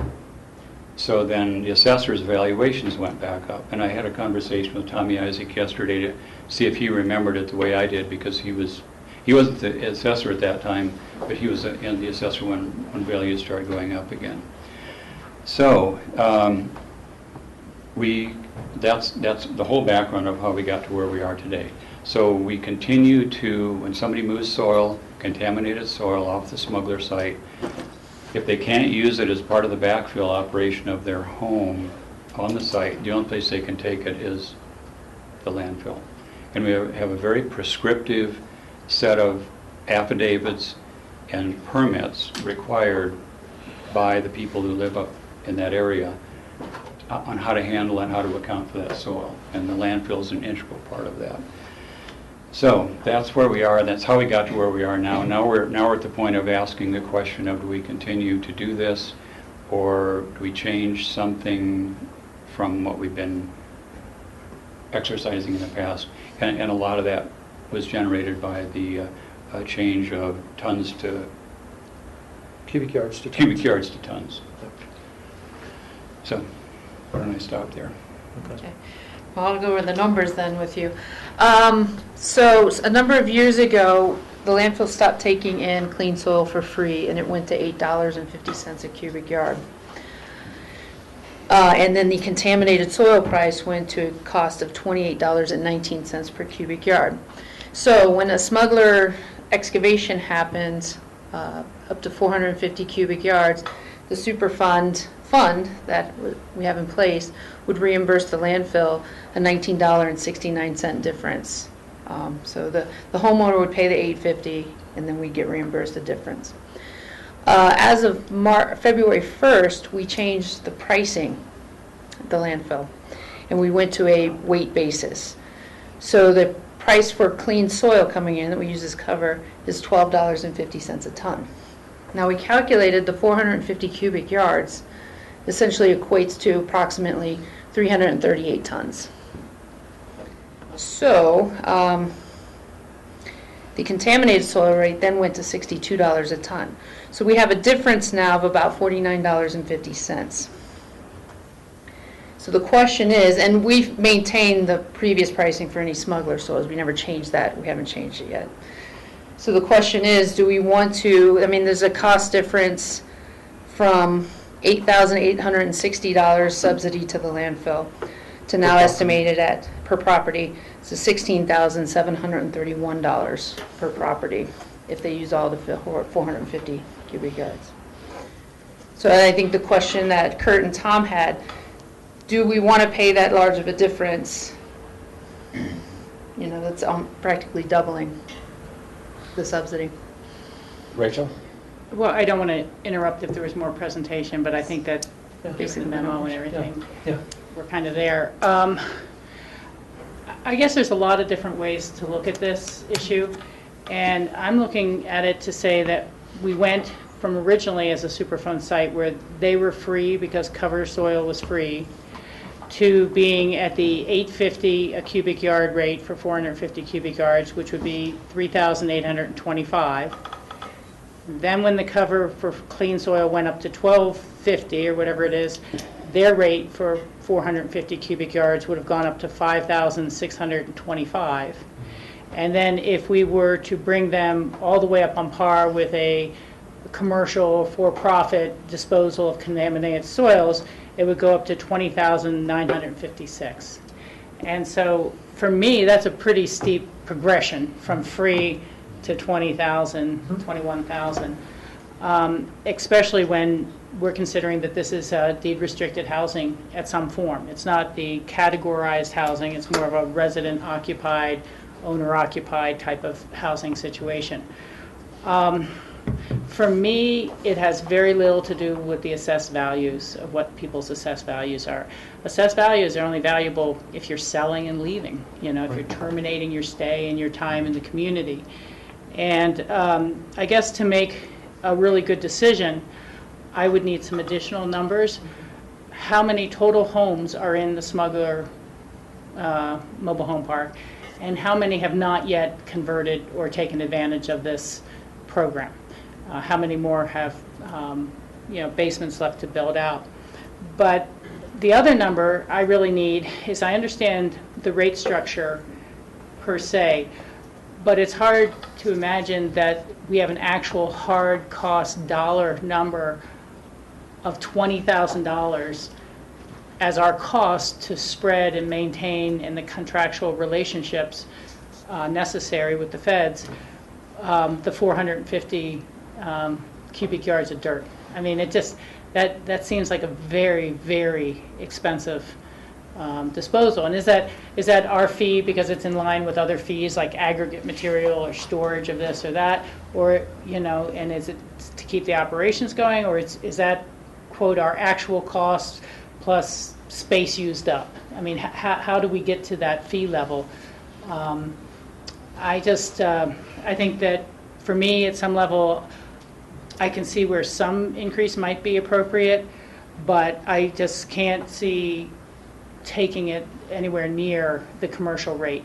And it's something we have in the past put a lot of our resources towards keeping affordable housing affordable and keeping people in the community and allowing them that opportunity to make a very limited and small space more livable as things evolve, and encouraging that type of renovation and improvement of the stock that's out there. And this would be, I think the cost of pulling out an old home and the asbestos, issues of getting rid of old modulars, and then, bringing in and building a new foundation, doing the excavation, doing other mitigation works which they're required to do, such as stormwater runoff, and impervious surface changes and things like this, and then to throw a $20,000 fee on the top of that, I don't think that's the synergy I want to use with our resources going forward. So that's my general impression, but as I said, I could see some sort of small increase, but I just don't, I think of it as a community landfill to make some of those things we need happen and keep our people here. Can I jump in real quick? I'm sorry. Once this all came up recently, I went through our permit, which is about that thick, and there's a sentence in there that says, smuggler soil can be used as cover, which is right now at the $12.50 rate, was at the $8.50. Previously, prior to my arrival, it was never used as cover. It was put into the landfill. So that's something to consider. We don't have to go to the 62, as you're saying. It is a big jump. Keep it at the cover rate, and according to our permit, we can use it as cover. So, Steve? That was one of my questions. Can you use it for the cover? And if we're using that for the cover, then can we divert other topsoil, just sell the other topsoil that's coming in as cover material? That's clean material? Defray the cost? Would that be possible? and we do that right now. We do divert if it's good soil that can be used as a topsoil. Stuff that's that real clay, the red stuff goes to cover. Yeah. Yeah. And is the extent of the Superfund site, is that just the smuggler trailer park, or is it a larger area? The total is about 110 acres. It's divided into 2 units. Operable Unit 1, Operable Unit 2 is the mine, the smuggler mine, and Williams Ranch. And everything below that, down to Gibson and over to Hunter Creek and over to Park Circle, that's kind of the boundaries, are Operable Unit 1. So Operable Unit 1 is maybe 75 acres, and the other is whatever it is, up to 110.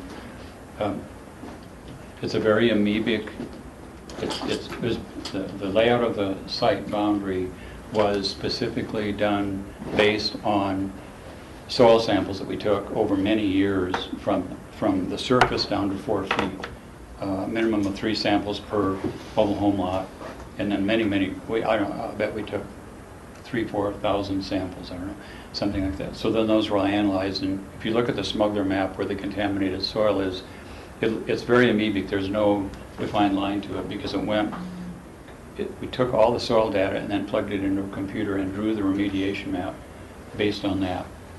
And then if somebody wants to look more precisely at their land, we encourage them to sample again, because our map could be off by, in some of those lots, if we're off by 10 feet, that's a huge amount. So we encourage them, if they don't want to just go with what we generated 20 years ago, 15 years ago, whenever it was, then we would encourage them to do that, because it also saves space at the landfill, because they can take any clean soil out of the Superfund site and use it anywhere they want to. It doesn't have to go to the landfill. It's clean soil. So, a couple other questions. So the spot would be in the trailer park where the people are actually putting basements under their double wides, but all that other areas, more townhomes and bigger things that Hunter Creek properties. Whatever excavation's going to be done has probably already been done, unless they do tear down. They do tear down if they do utilities, utility trenching, road repair, excavations, landscaping. If they move greater than 1 cubic yard of contaminated soil, this permitting process kicks in. Okay. And that's part of our consent decree that we have with EPA, that we as the county have with EPA. A couple of ideas for other solutions. One, technology might be different now. Is there any way to remove the heavy metal, which I presume is mostly lead, from the soil with given newer technology we have now? Well, that's a good question, Steve. We worked with a number of private companies who had ideas. You can insert certain like microbes into the soil that will decompose certain components in the soil. The timing on that probably is not, I would think it probably is maybe not relevant for what we do here, because I think we have a very good process in place that's as painless as we could make it. When we drew up the county and the city have their own set of institutional controls that drive this. We had to adopt institutional controls before the EPA would let us sign the consent decree. And the institutional controls give this very prescriptive way of handling the soil. So if we would, it certainly would be worth posing that question. Maybe you're right, there could certainly be some technology out there that didn't exist when we did all this work, which would be very interesting to hear about. But when we were able to get the soil reclassified from hazardous waste to a designation that the landfill could take it as part of their cover material, that was a huge moment. Because we had a high-level waste repository at the landfill that we had to construct for the first few years because it was still considered hazardous material. And when that was lifted, we took all that pile that was generated and incorporated it into the landfill with the approval of the inspectors that come to Kathy's place. So it's certainly a good question. I don't know what we did before. And the second question, and I've thought about this in terms of uranium mines and everything, is it possible to take the contaminated soil and put it back inside a played-out mine and have that be the place to put it? That was going to be our remedy. That was one of our remedies that we proposed. We had on our record of decision that was issued by the EPA against the site or with us, which we didn't have much say in initially. We opposed that because we thought, let's just, whatever came out of the hole, let's put it back in the hole. And we found evidence that in the 40s and 50s, when uranium was being sought after for Cold War reasons and other issues, and also during the heavy metal mining period, the government wanted to have they wanted all material coming out of the mines to stay on the surface of the ground. So it was impossible at that time to put it back underground. And we posed that as a solution to put it right back in the smuggler or back down in not the compromise over here, mainly smuggler. And the Molly Gibson shaft was the other one. And they said, you cannot do that. So we looked at doing that before. And now, I don't know if that's still an option, but reading the paper in Kurt's office a little bit ago where the smuggler mine property is not maybe being sold, it's a whole different deal. It was a great idea. One last question, then I'm through my questions.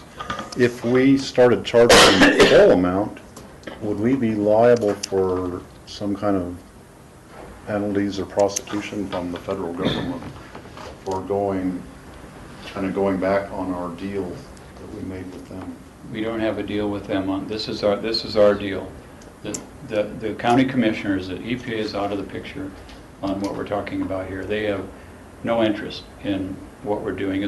They don't care if we charge a nickel or $100 if it goes, they just want to make sure it goes to a designated site. So what we're talking about is internal. So we can make that decision and not worry about what they think about it. Okay. George? So I would echo Rachel's comments. I think we need some more information in terms of numbers, the number of people who have actually utilized this, and how many, at least in the smuggler trailer court, how many potential residents may be utilizing it. And then I also see a difference because, as you said, Tom, you've got an area larger than just the Smuggler Trailer Park, and if there are not tear downs now, there certainly will be at some point. And so I would also look at differentiating perhaps between a free market and a deed-restricted market property, to echo sort of Rachel's concerns in terms of trying to keep affordable housing here, and not to have impose a fee that would be detrimental. But free market's different. And it could be someone who wants to redevelop a condominium complex up there that can make a substantial amount of money. And even within the Smuggler Trailer Park, you've got free market units and deed restricted, and those free market units are selling for a pretty piece right now. And so I think we need to look at somehow differentiate between the free market and the deed restricted. We did that. I'm sorry, Kurt. No, go ahead. We paid attention to that when this plan was first developed years ago, and that's why the commissioners limited it to 450 cubic yards.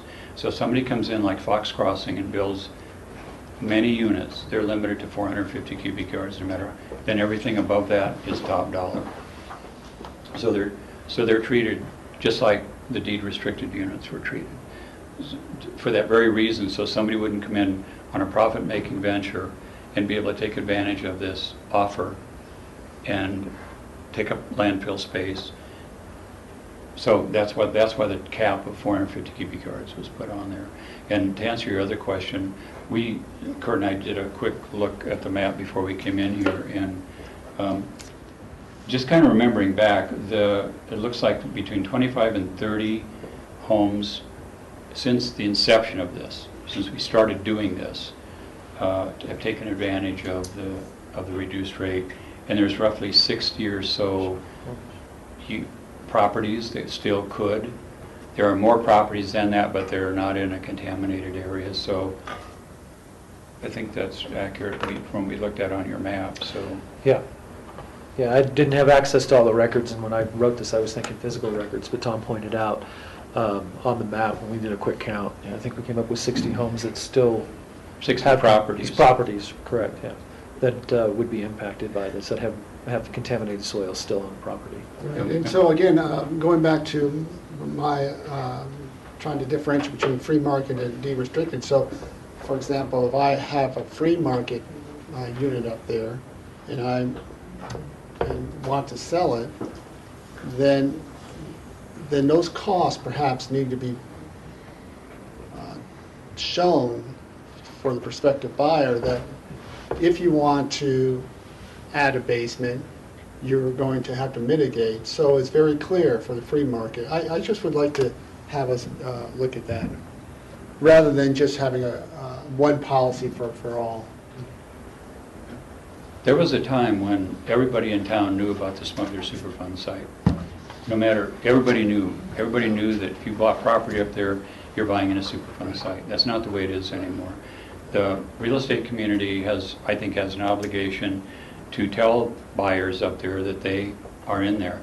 And then it's a way circuitous route to get to your answer if we had everybody playing by the same rules, but people just don't know when they're buying in a Superfund site. Right, and it's no longer incumbent upon realtors to actually have to. No, that's right. None at all. Pass that information on. So when Kurt gets calls and it's like, what?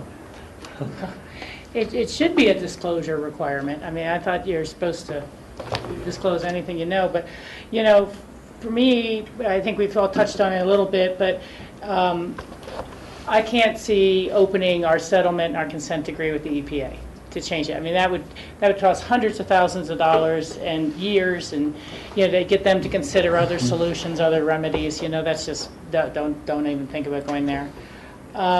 And that settlement and that consent decree really was a much larger collaborative effort and partnership effort. I was new to the city council back in '91, and John Bennett was mayor, and he said, because they had this plan, what was it? They were going to dig 4 feet deep around every inch of that whole area and then put down a textile lining and then put fill back in. And what is currently the Molly Gibson Park was going to be this huge repository. That still is a repository. And is a repository for what they did, but didn't they settle on 6 inches of topsoil or something instead of this 4-foot limit? It was just... Rachel's exactly right. There was one of the remedies out of a number that we objected to strenuously was to take all the mobile homes out of the mobile home parks. There's 2 mobile home parks up there, Smuggler Run and Smuggler Mobile Home Park. Take all the homes out, all the utilities, all the trees, all the sheds, excavate 4 feet, and then all that soil was going to be taken to a repository in Utah, which was the closest repository that they could take it to.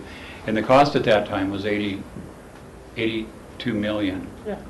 And then rebuild that whole neighborhood, new utilities, new homes. They took pictures of every tree, every outbuilding, every home, every driveway. We have boxes of photographs in storage that show every home so they could rebuild it exactly as it was on clean soil. And the county and the city and the citizens said, that is crazy.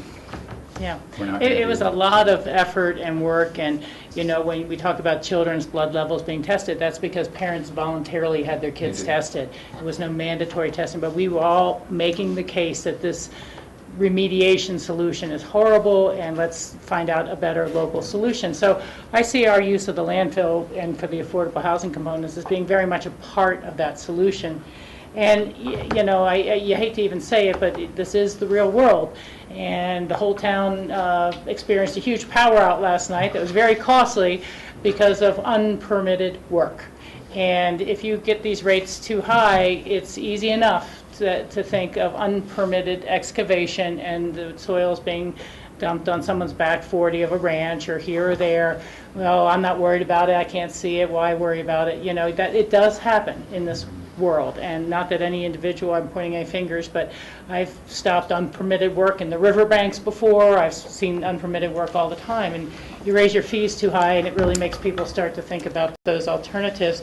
And, you know, I also think a little bit in connection to our great many other programs, recycling is pretty much 100% subsidized in our community. We use all our tipping fees to pay for the recycling centers, the dumping of those. You know, we give that service to our public for free because it's part of our environmental ethics and our goals and support. But it's gotten more difficult to do that, and so we do have to sharpen our pencils. I'll be first to say that. But you know, I don't want to look at this program in isolation, saying, "Look how much we're subsidizing it," when in fact we're subsidizing everyone's recycling behavior as opposed to reusing behavior or reducing behavior. So it would seem to me, although as we've all said, there'll be some further public hearings and some input, that if one house is in Smuggler and they have clean soil and they pay for 450 yards to be spread and taken by the landfill at the clean soil rate, and someone else is bringing in contaminated soil and they then pay at the clean rate, it would be fair. It would be equal to those people. And so I could see something landing on the clean cover rate as being the new adjusted rate. And that seems to be what you're doing now. It's just been the shift from cubic yards to tons that's made such a jump. And so, you know, maybe we can focus the discussion at the next meeting down to that area. But not the contaminated soil rate, I don't think is even in play here. We have maybe a good reminder would be the money that is coming for the subsidy is coming from the Hazardous Substance Response Fund set up by the state of Colorado, is money that's collected to offset state lead Superfund sites. Since we have a Superfund site and we're a county and we're responsible, we get to keep some of that money, as I mentioned earlier. It's earmarked only for smuggler remediation work. So we have a little bit of money set aside that's collected at the landfill, and that's this is not coming out of the general fund. So there's really, and we're doing 3 or 4 homes per year, so we're able to keep up with it, okay.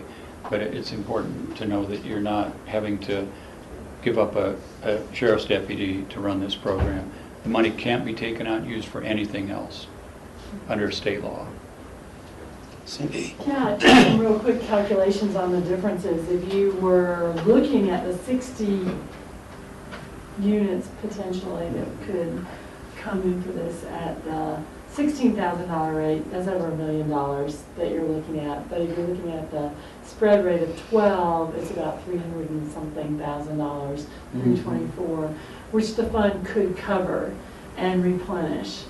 Whereas the million range, this fund cannot handle that, so it would have to come back to you for subsidy out of the general fund or something. For So, charging the homeowners. yeah, just so you know, that's the difference here that we're talking about, and one of the reasons why we felt it was really important to bring this back to you, to have the discussion before we broaden the discussion anymore. I think the hope is that we can continue and sustain the subsidy at a level that we can have everyone covered without jeopardizing, the fund down to the bare minimum or going over it and then having the rest of the taxpayers pay that cost. And that's the way I think it needs to be presented to us, seeing what portion the individual would pay, what portion the fund would pay, and what portion would be subsidized by, the operations. And seeing that, it's a little hard the way you've worded it out here to kind of put those numbers in my mind.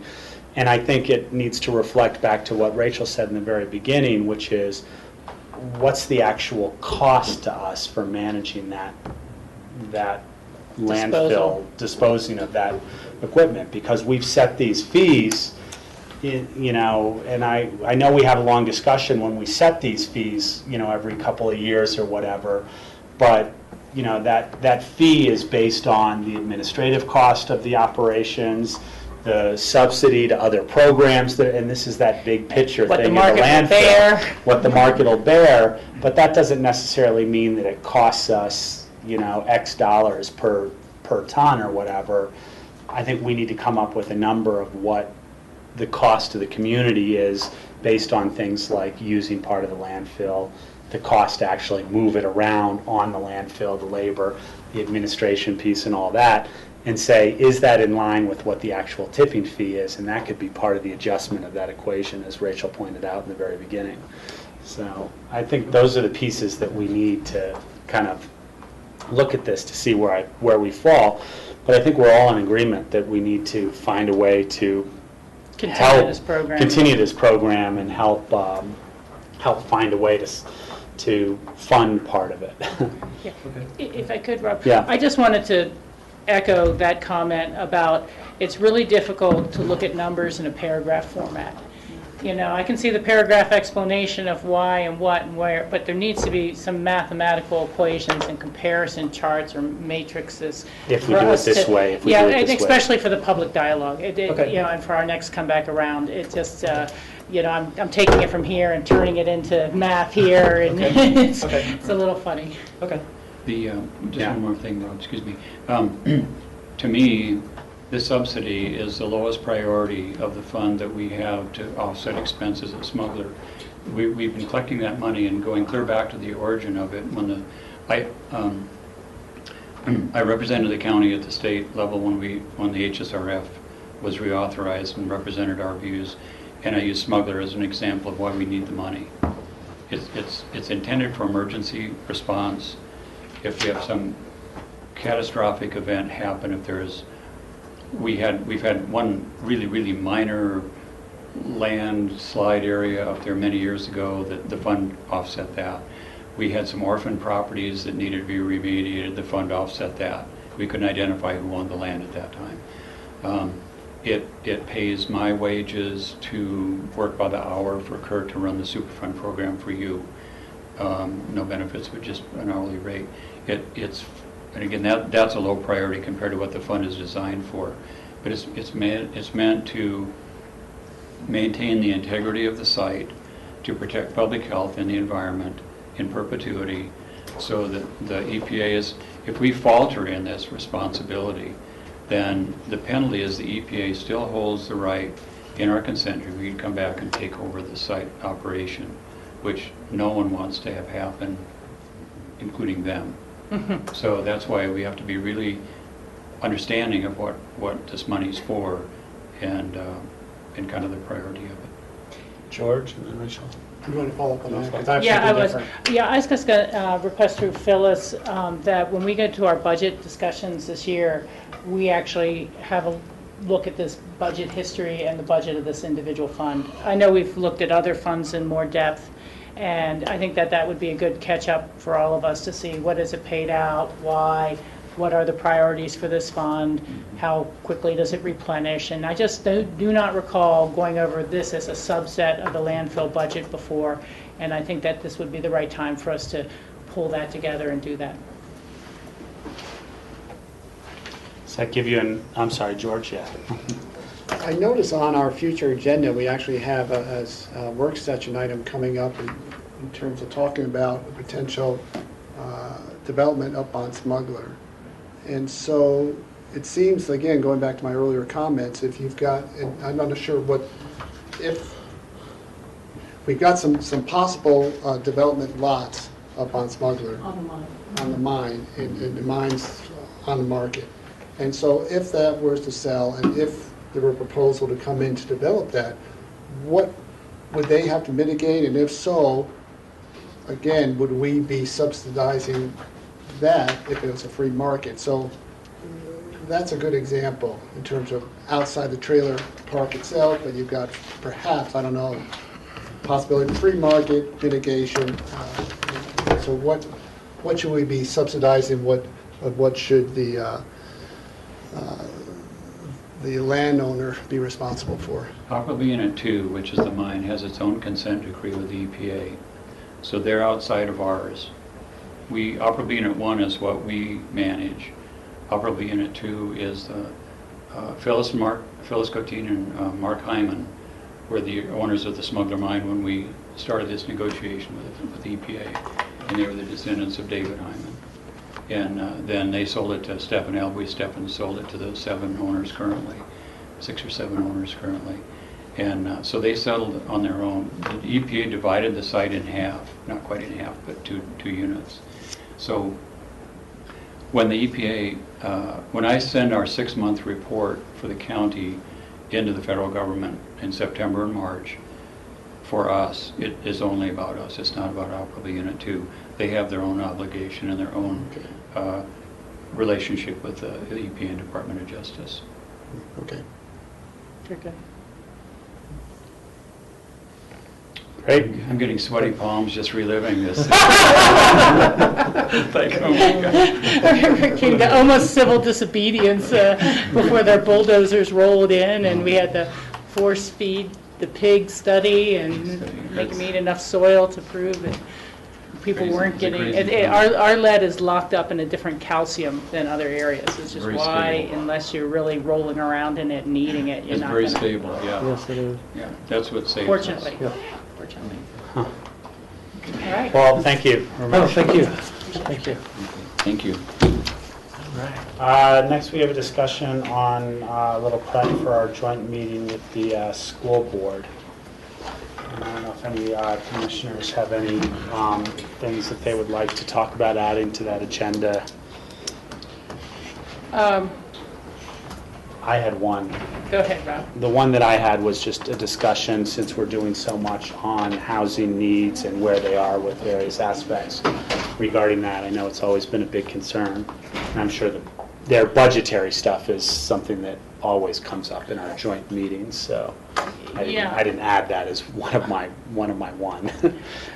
I was just going to say, I think that one of the more pressing items is obviously school finance. The state's finances have improved a bit, and they eliminated, quote, some of the negative factor, but it's still only getting schools back to where they were before the recession hit. And what their plans are going forward, I think we all recall getting a little broadsided by the sales tax question and whether there should be sales tax countywide to support the school district or just in Aspen. It was only a 5-year tax. It will need to be renewed, I think, in 2014, if not before then, if that's still their primary source of 2014? 2016. Yeah. If that's still not there, they haven't found other relief through the state.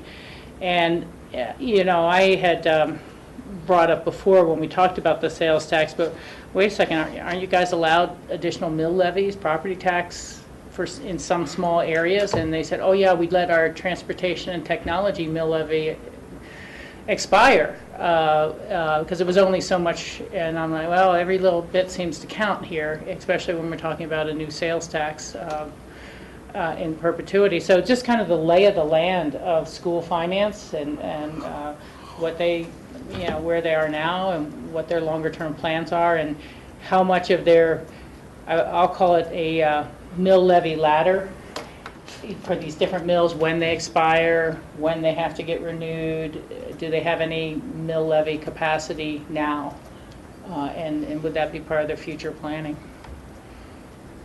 George? I'd like to hear what their thoughts are and what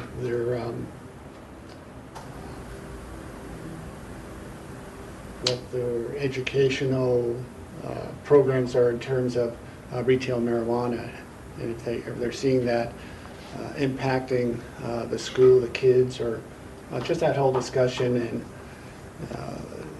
with the issue with the edibles that are becoming under closer scrutiny now with new legislation, which is great, but it's still such an unknown in the community, just to hear the work that they've been doing.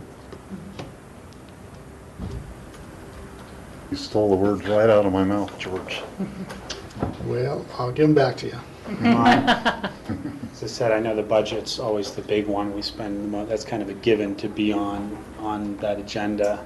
It should give us plenty to talk about while we're meeting with them. Anything else? Rob, what did you say about housing, the first thing? Well, just knowing what their housing needs are. I know that's always a big topic for their budget, finding housing for their employees and you know, teachers, whatnot, administrators, and they're always looking for additional housing opportunities. And since we're part of the, you know, the employee housing base, it's a good feedback organization as to, you know, are the needs being met for the community, for them to be able to attract the employees that they need to provide the education levels that we want in this community. Yeah, what percentage of their workforce do they have covered, and long-range plans, maybe? Any active? Steve? One problem that exists is the traffic jams with parents delivering kids to the school. And I don't know if the roundabout is, I mean, definitely Maroon Creek Road is ours, but the roundabout, I don't know if that's city or highway department or what, but just the flow of traffic is maybe something that we could help solve to some extent. Well, you know, that's a discussion that from the city side they've often had with the school district, and it could be asked to say, what are you doing about transportation demand management for single occupant cars? And I think they started charging for the senior lot or not allowing others to drive, but what do they do to discourage or encourage? And we spent years working with them about trying to line up a drop-off place for parents to just take their kids to a bus over by the Forest Service or something like that, and then let that bus take them up to school rather than everybody doing what they call the Mommy 500. And the roundabout really will not fully function correctly until the transit component is added to that, whether it was light rail or whether it was the lanes across Merle that are dedicated busway and eliminate the 290-degree turns by the Forest Service and the Hickory House corner. But it's, you know, we can certainly raise that as part of our concern, but it is, it's a half-built transportation system essentially, and then it's a, I don't know what the school's thinking or logic is about drop-off and pickup. Maybe it's just beyond their control.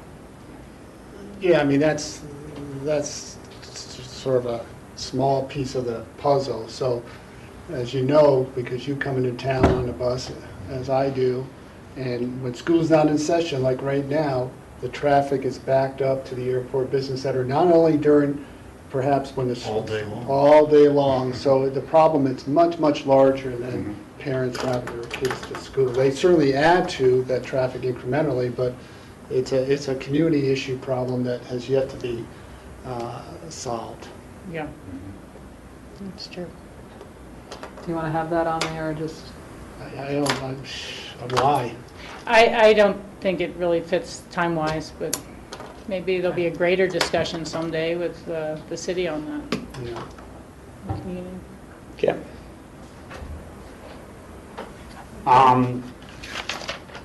don't know if we whatever want they to put on there. take 5 minutes to kind of notify some people that might come over a few minutes early, and then we can handle what we can handle on our own, which is the CCI stuff. And so let's take a 5-minute break. Okay. And maybe shoot an email to Mike Kramer and Tom Oken and Brian. Okay. Thanks, Phyllis. 5-minute break.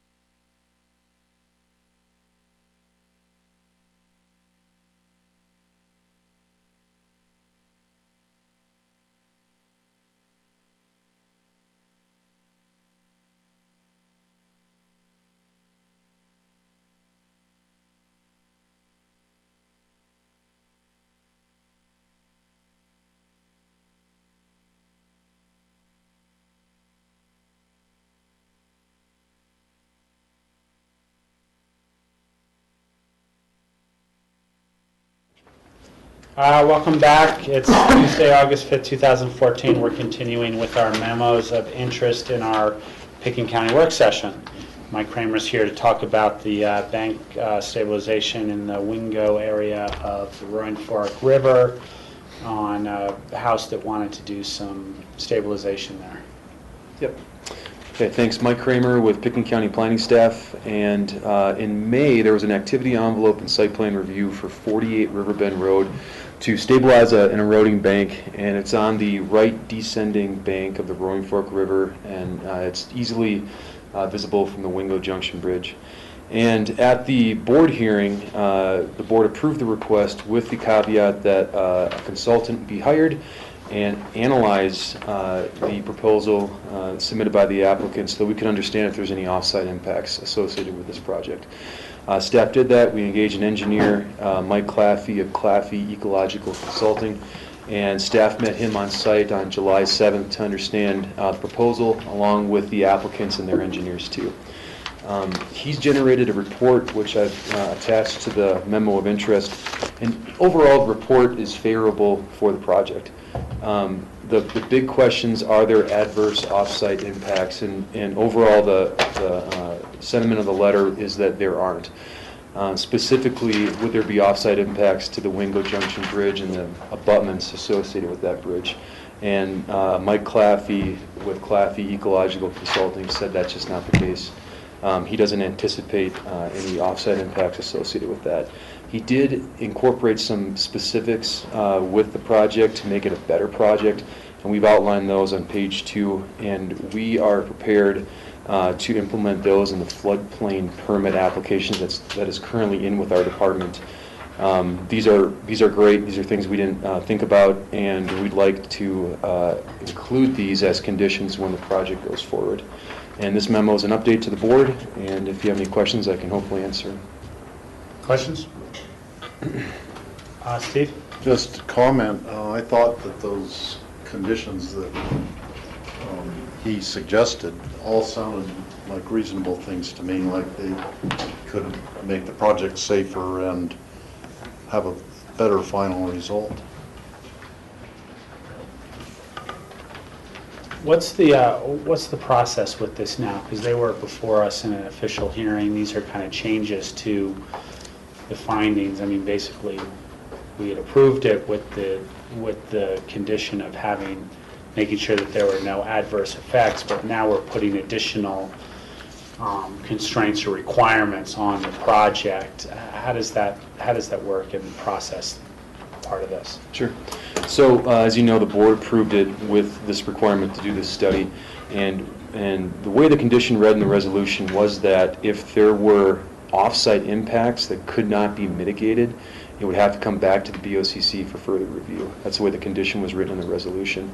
And now that this report's been generated and says that it's okay, we don't have these adverse off-site impacts, the way the process would work is that they submit for a floodplain development permit because they have to put the boulder footers in the floodplain. And that floodplain permit application is in with us right now. We have not issued it, but we would issue it with these conditions on that permit. So that's where they get implemented in. So they can address their concerns with these requirements at that time? Yeah. If there's something that the applicant says, we don't really want to do that, and we want to make an argument in front of the board or make an argument to staff, they can make that argument as part of their process. Yeah, that's exactly right. We forwarded this letter from Claffey to the applicant and said we're going to implement these as conditions, and they didn't have any protest to it. I think they're very eager to get this done, to be honest with you. Well, looks like you've got my approval to move forward in that direction. And everyone else nodded heads? Mm-hmm. Okay, sounds good. Thank you, Mike. Great.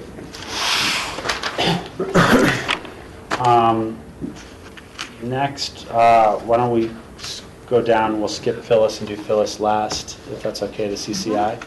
Because we've got Tom here. Sure. Tom, you want to?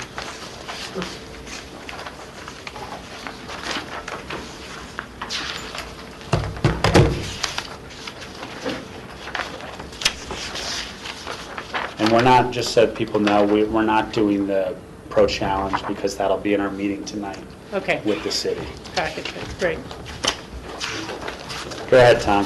It's our investment report. Yeah, this is just routine reporting to you periodically what's in our investment portfolio.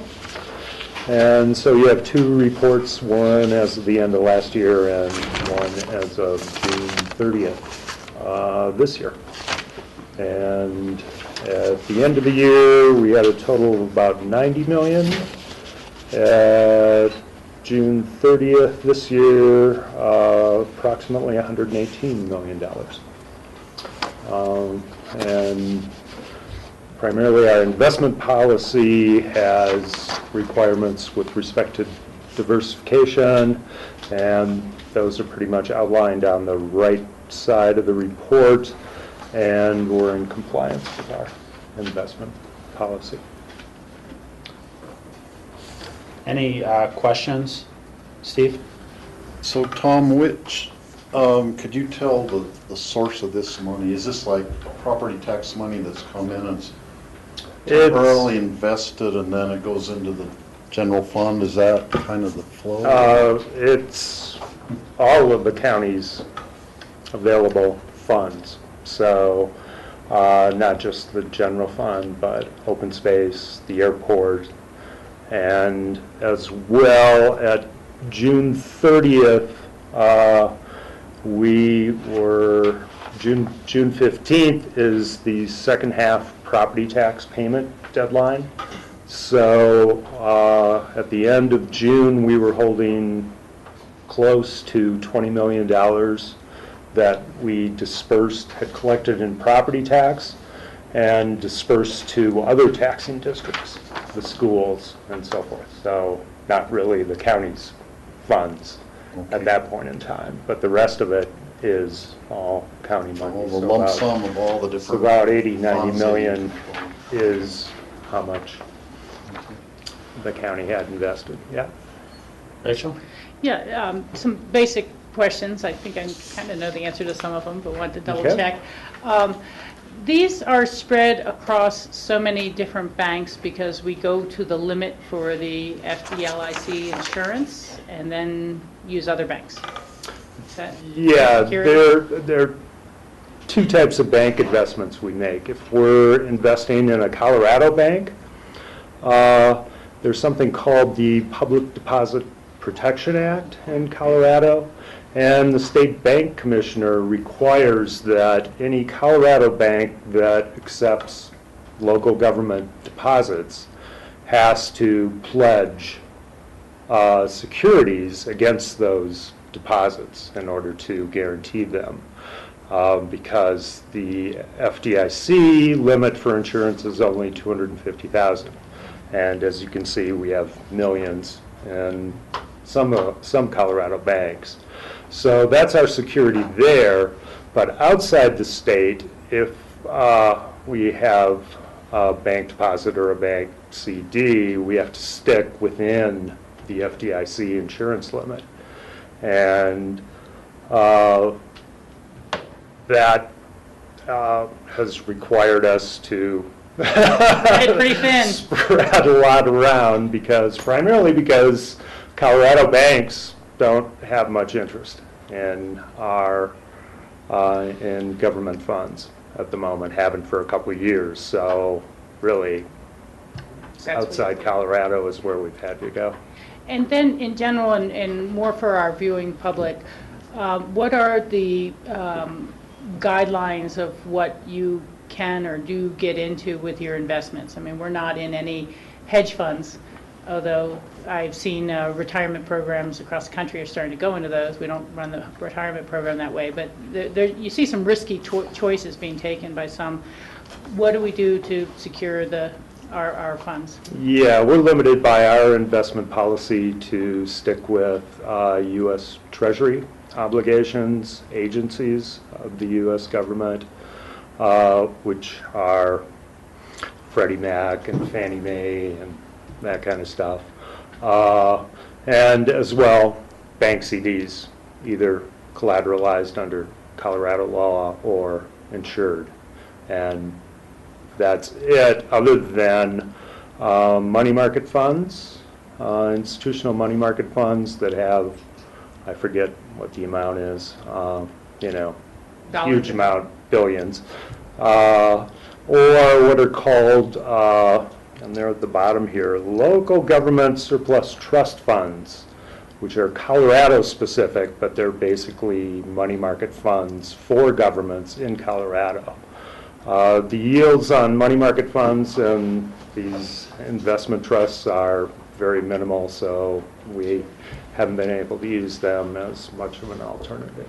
And then usually when we get into our fall budget cycle, we kind of have a report of all our remaining debt obligations and when they will be paid off by the various funds and things like that.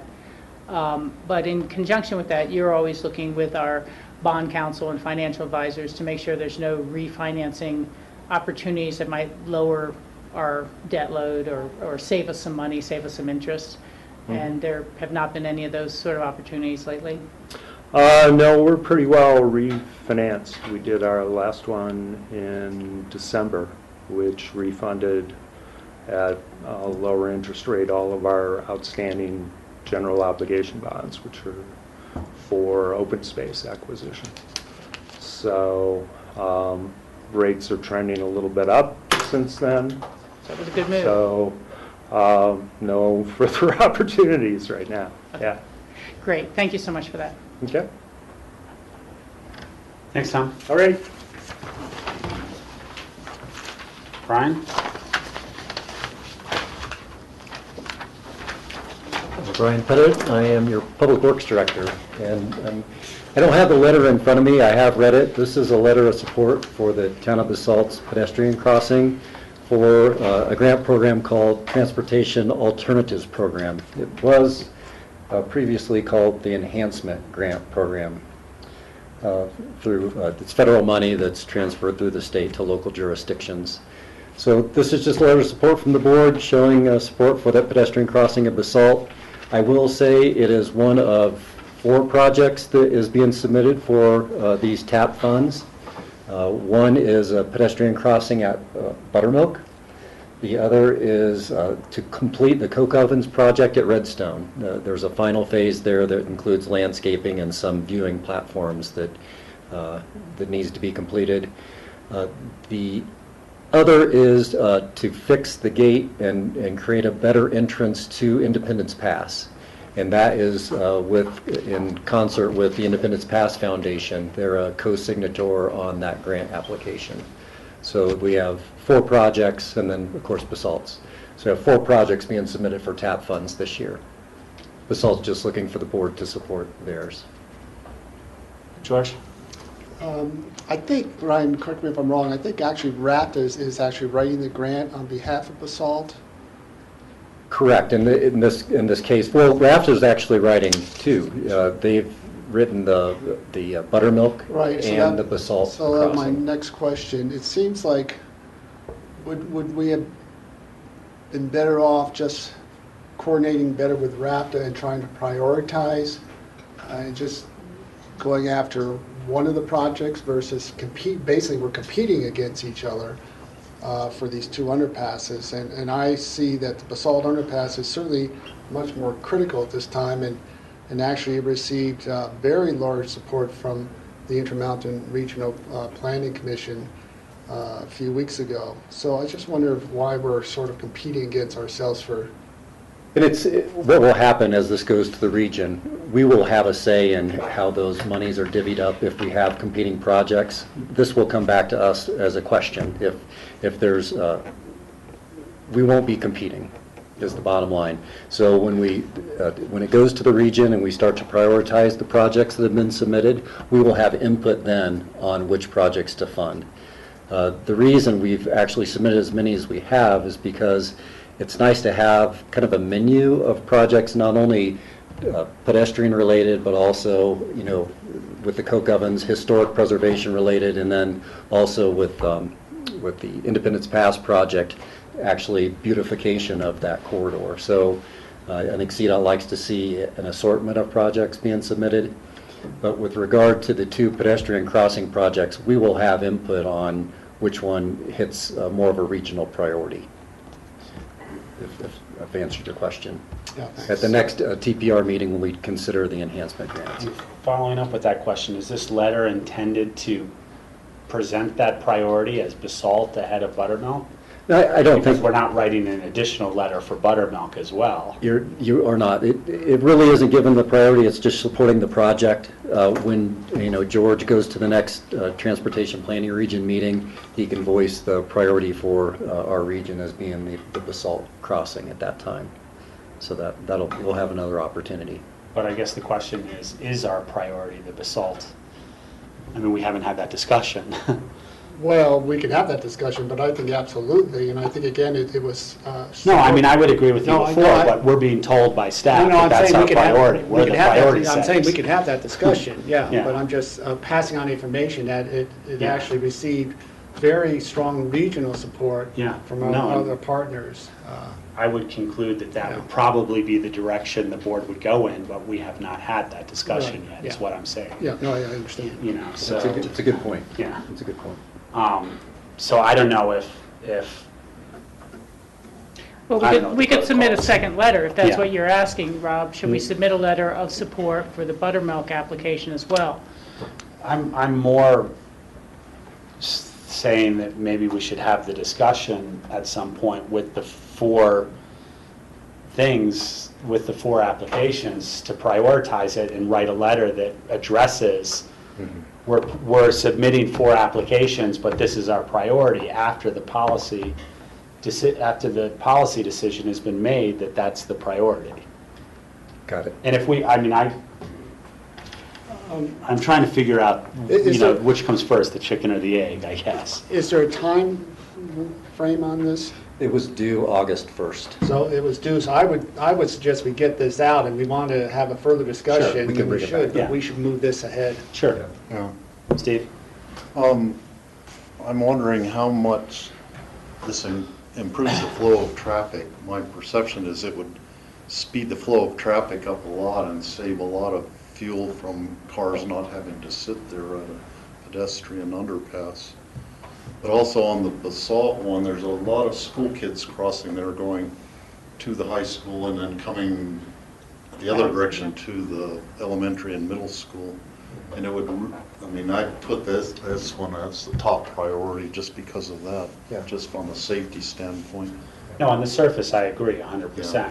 I was just pointing out the fact that we hadn't really had the discussion with the information brought to us on it. And I think that, I'm sorry, Rachel, I think that the thing to keep in mind, right now, we're competing with the I-70 corridor. And so to put as many projects out there, just to show that we have need for these TAP funds is important. And we can certainly bring it back and prioritize later. Yeah, Rachel? I agree with sending the letter in. I agree with continuing to sort the priorities out later and showing the full range of needs for this specific type of funds.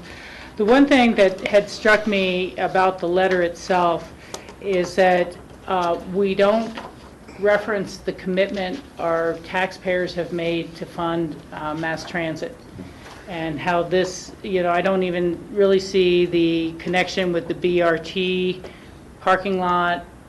It's not mentioned, or the investment we've made. And so that's the only thing I think that could add a little strength to the letter, would be a short paragraph to say, of note is the, 1.5, 2 cent sales tax our community is collecting and paying for mass transit facilities. And how this will support the bus rapid transit system that runs through Silt all the way up to Aspen. So it affects tens of thousands of commuters every day. That's where I'm trying to get more to the magnitude. Yes. And so if there would be time, given the deadlines, Yes. to include that, I think that would be valuable. Okay, thank you. Great. I think you have to move forward. Great. Thanks, Brian. We'll get that Brian, signature from you. And Yeah, if you want to call me or email me, I'll come in to sign it whenever. Okay. Phyllis can help coordinate that, or? Just, fine. I come in almost every day to sign You what give me a needs little to be signed. paragraph, we but- can put it together and make it Okay. happen. Yeah, perfect. Phyllis, CCI 2014 Legislative Committee Member Appointments. and this happens every year, is that you need to choose appointment for CCI for voting purposes, and you will complete the form. Yeah, You had split committees or something. Once we're into the committees, which is begin in January, we can split committees, and that's voting on those policy committees. This is solely for the one meeting in October, the October 3rd, where they will be determining the legislative agenda for the entire organization. And so there's only one person who gets the vote and can do an alternate as well on that form, which I was thinking we should consider. As I mentioned earlier during our future agendas, I will actually be attending the board meeting for the Western Interstate region in Montana on the exact same date, so that's kind of unfortunate. Same thing happened last year, but as Vice Chair of Public Lands, I'm on the board of Western Interstate region automatically. And so they're continuing to work on the PILT issues and so on and so forth. So Steve has said his calendar date is open, and he's familiar and has been working with the CCI folks for a period of time now. And I think he should be put down as a primary. I think it would be valuable to go ahead and put a second commissioner down in case there's some sort of family emergency or illness or something and Steve's unable to attend. So I don't know if, George, you'd be available for that because you've participated some with CCI, or someone else, but we should just still have a backup in the second position because I definitely cannot make it. Yeah, I'll be happy to be a backup. Okay. Yeah, and I immediately put that on my calendar as soon as I saw it. Yeah. To save the date, so barring a family emergency. Yeah, and I can be there, but hopefully I think it's a good idea just so we have a vote just in case something happens. Yeah. And we also talked with Phyllis earlier about making sure all the potential materials to really sway the crowd will be at your disposal. Great. We will fill that out. Phyllis, additional open discussion items? I have a couple. First one is just announcing that the GIS staff, the Geographic Information System, I think is what it is, part of the IT staff and the transition with the county doing more of their technology happened yesterday.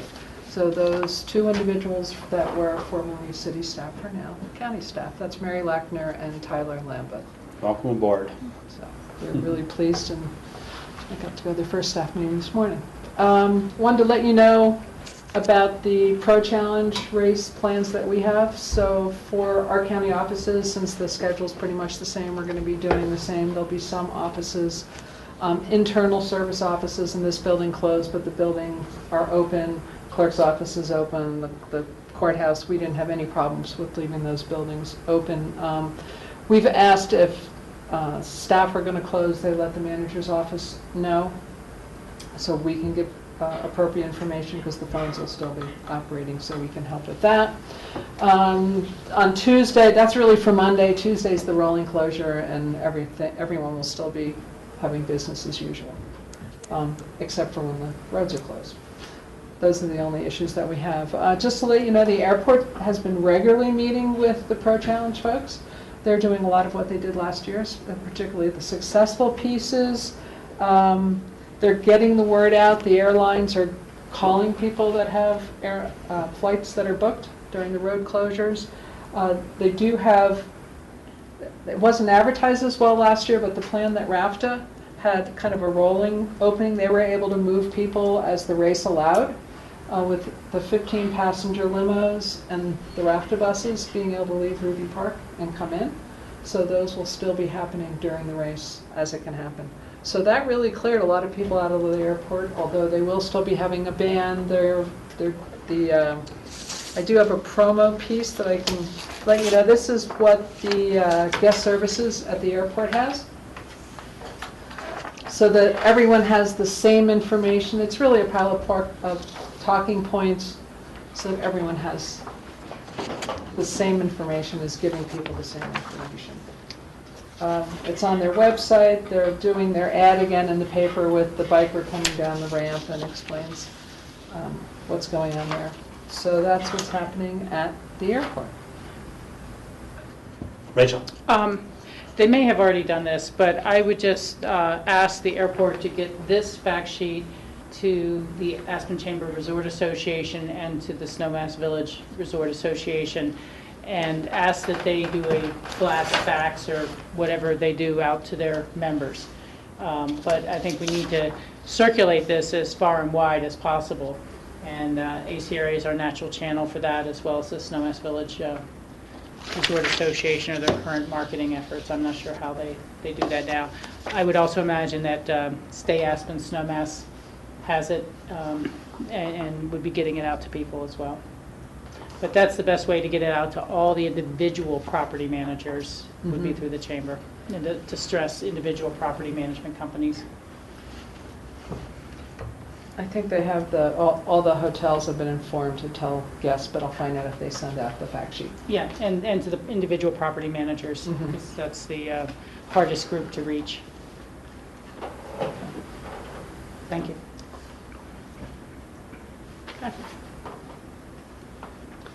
Anything else, Phyllis? Those were the only two items that I had, but then going on to, Rachel sent us 2 items. So I still had the roundtable meeting, and how we want to advertise that or promote it any other way. I kind of looked at that as a second to, here's when the meeting's happening and we're going to advertise that. And we're going to ask other jurisdictions for their input, make sure they have it, but is there anything else you wanted? And this is about the water plan. The water The plan, state water plan. Public comment on the 21st. Yeah, I just wanted to make sure that our municipalities within our county, Snowmass Village, Basalt, and Aspen, were aware of the date and request that they submit their own comments as well. And this is the challenging part for me, is who does the reviewing of all these basin implementation plans that are now online. But the key question is not just commenting on our basin, but what are the basin implementation plans that affect us, and how do they affect us, with remaining conditional water rights on the Frying Pan and the Roaring Fork, and the potential of increased diversions through existing infrastructure. How will that be mitigated and cared for? And so we really need to make sure we're reviewing and can offer some comment on the Colorado Springs Utilities, their basins plans, kind of the Arkansas Basin plan, and how it would potentially affect us. And then try to get those entities to be able to make public comment or submit formal comment.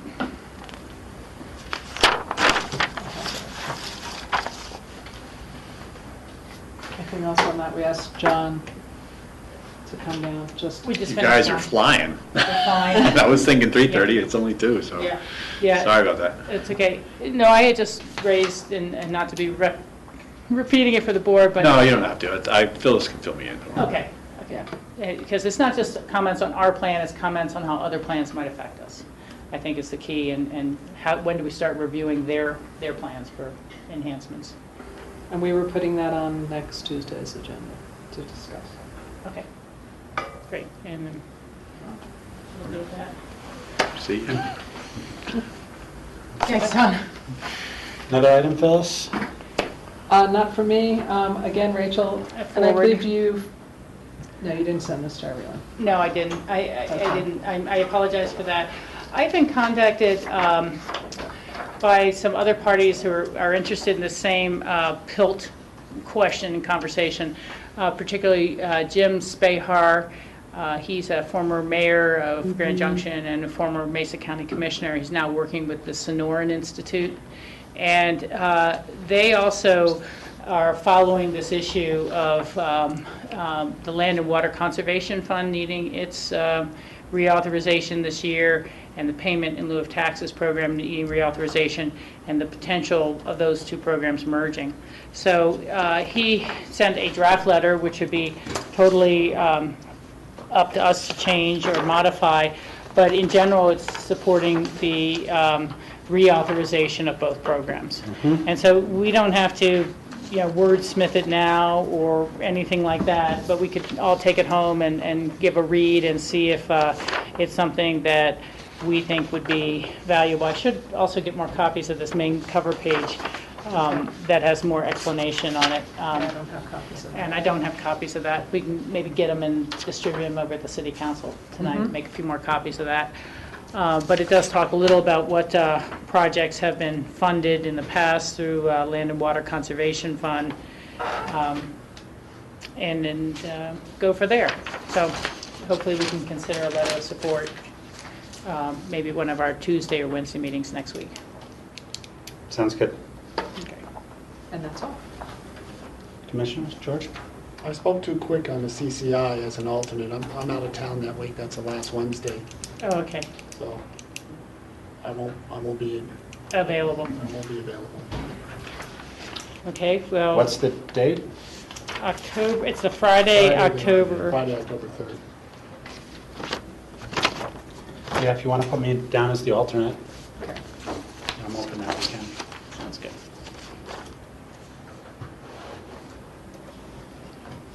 Have that changed.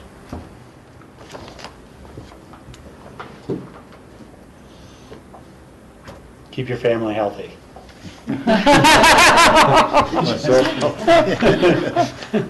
Any other open discussion? No, that's on. No, I'll just say for the public audience, the Aspen Rotary Club is doing their big fundraiser this weekend on the 9th, which is the Ducky Derby. So if you haven't bought your ducks, adopted your ducks yet, go adopt your ducks. We raise over $130,000 for primarily about 80% of it goes to local youth groups. It's all paid for by local sponsors, all the expenses. It's all volunteer time through the Rotary Group. And it's a great, fun community organization. Absolutely. Well, I hope you get the weather for it, but this year the water's going to be moving better for those ducks than it has in a long time. It's going to be a fast race. I think some records are going to be broken.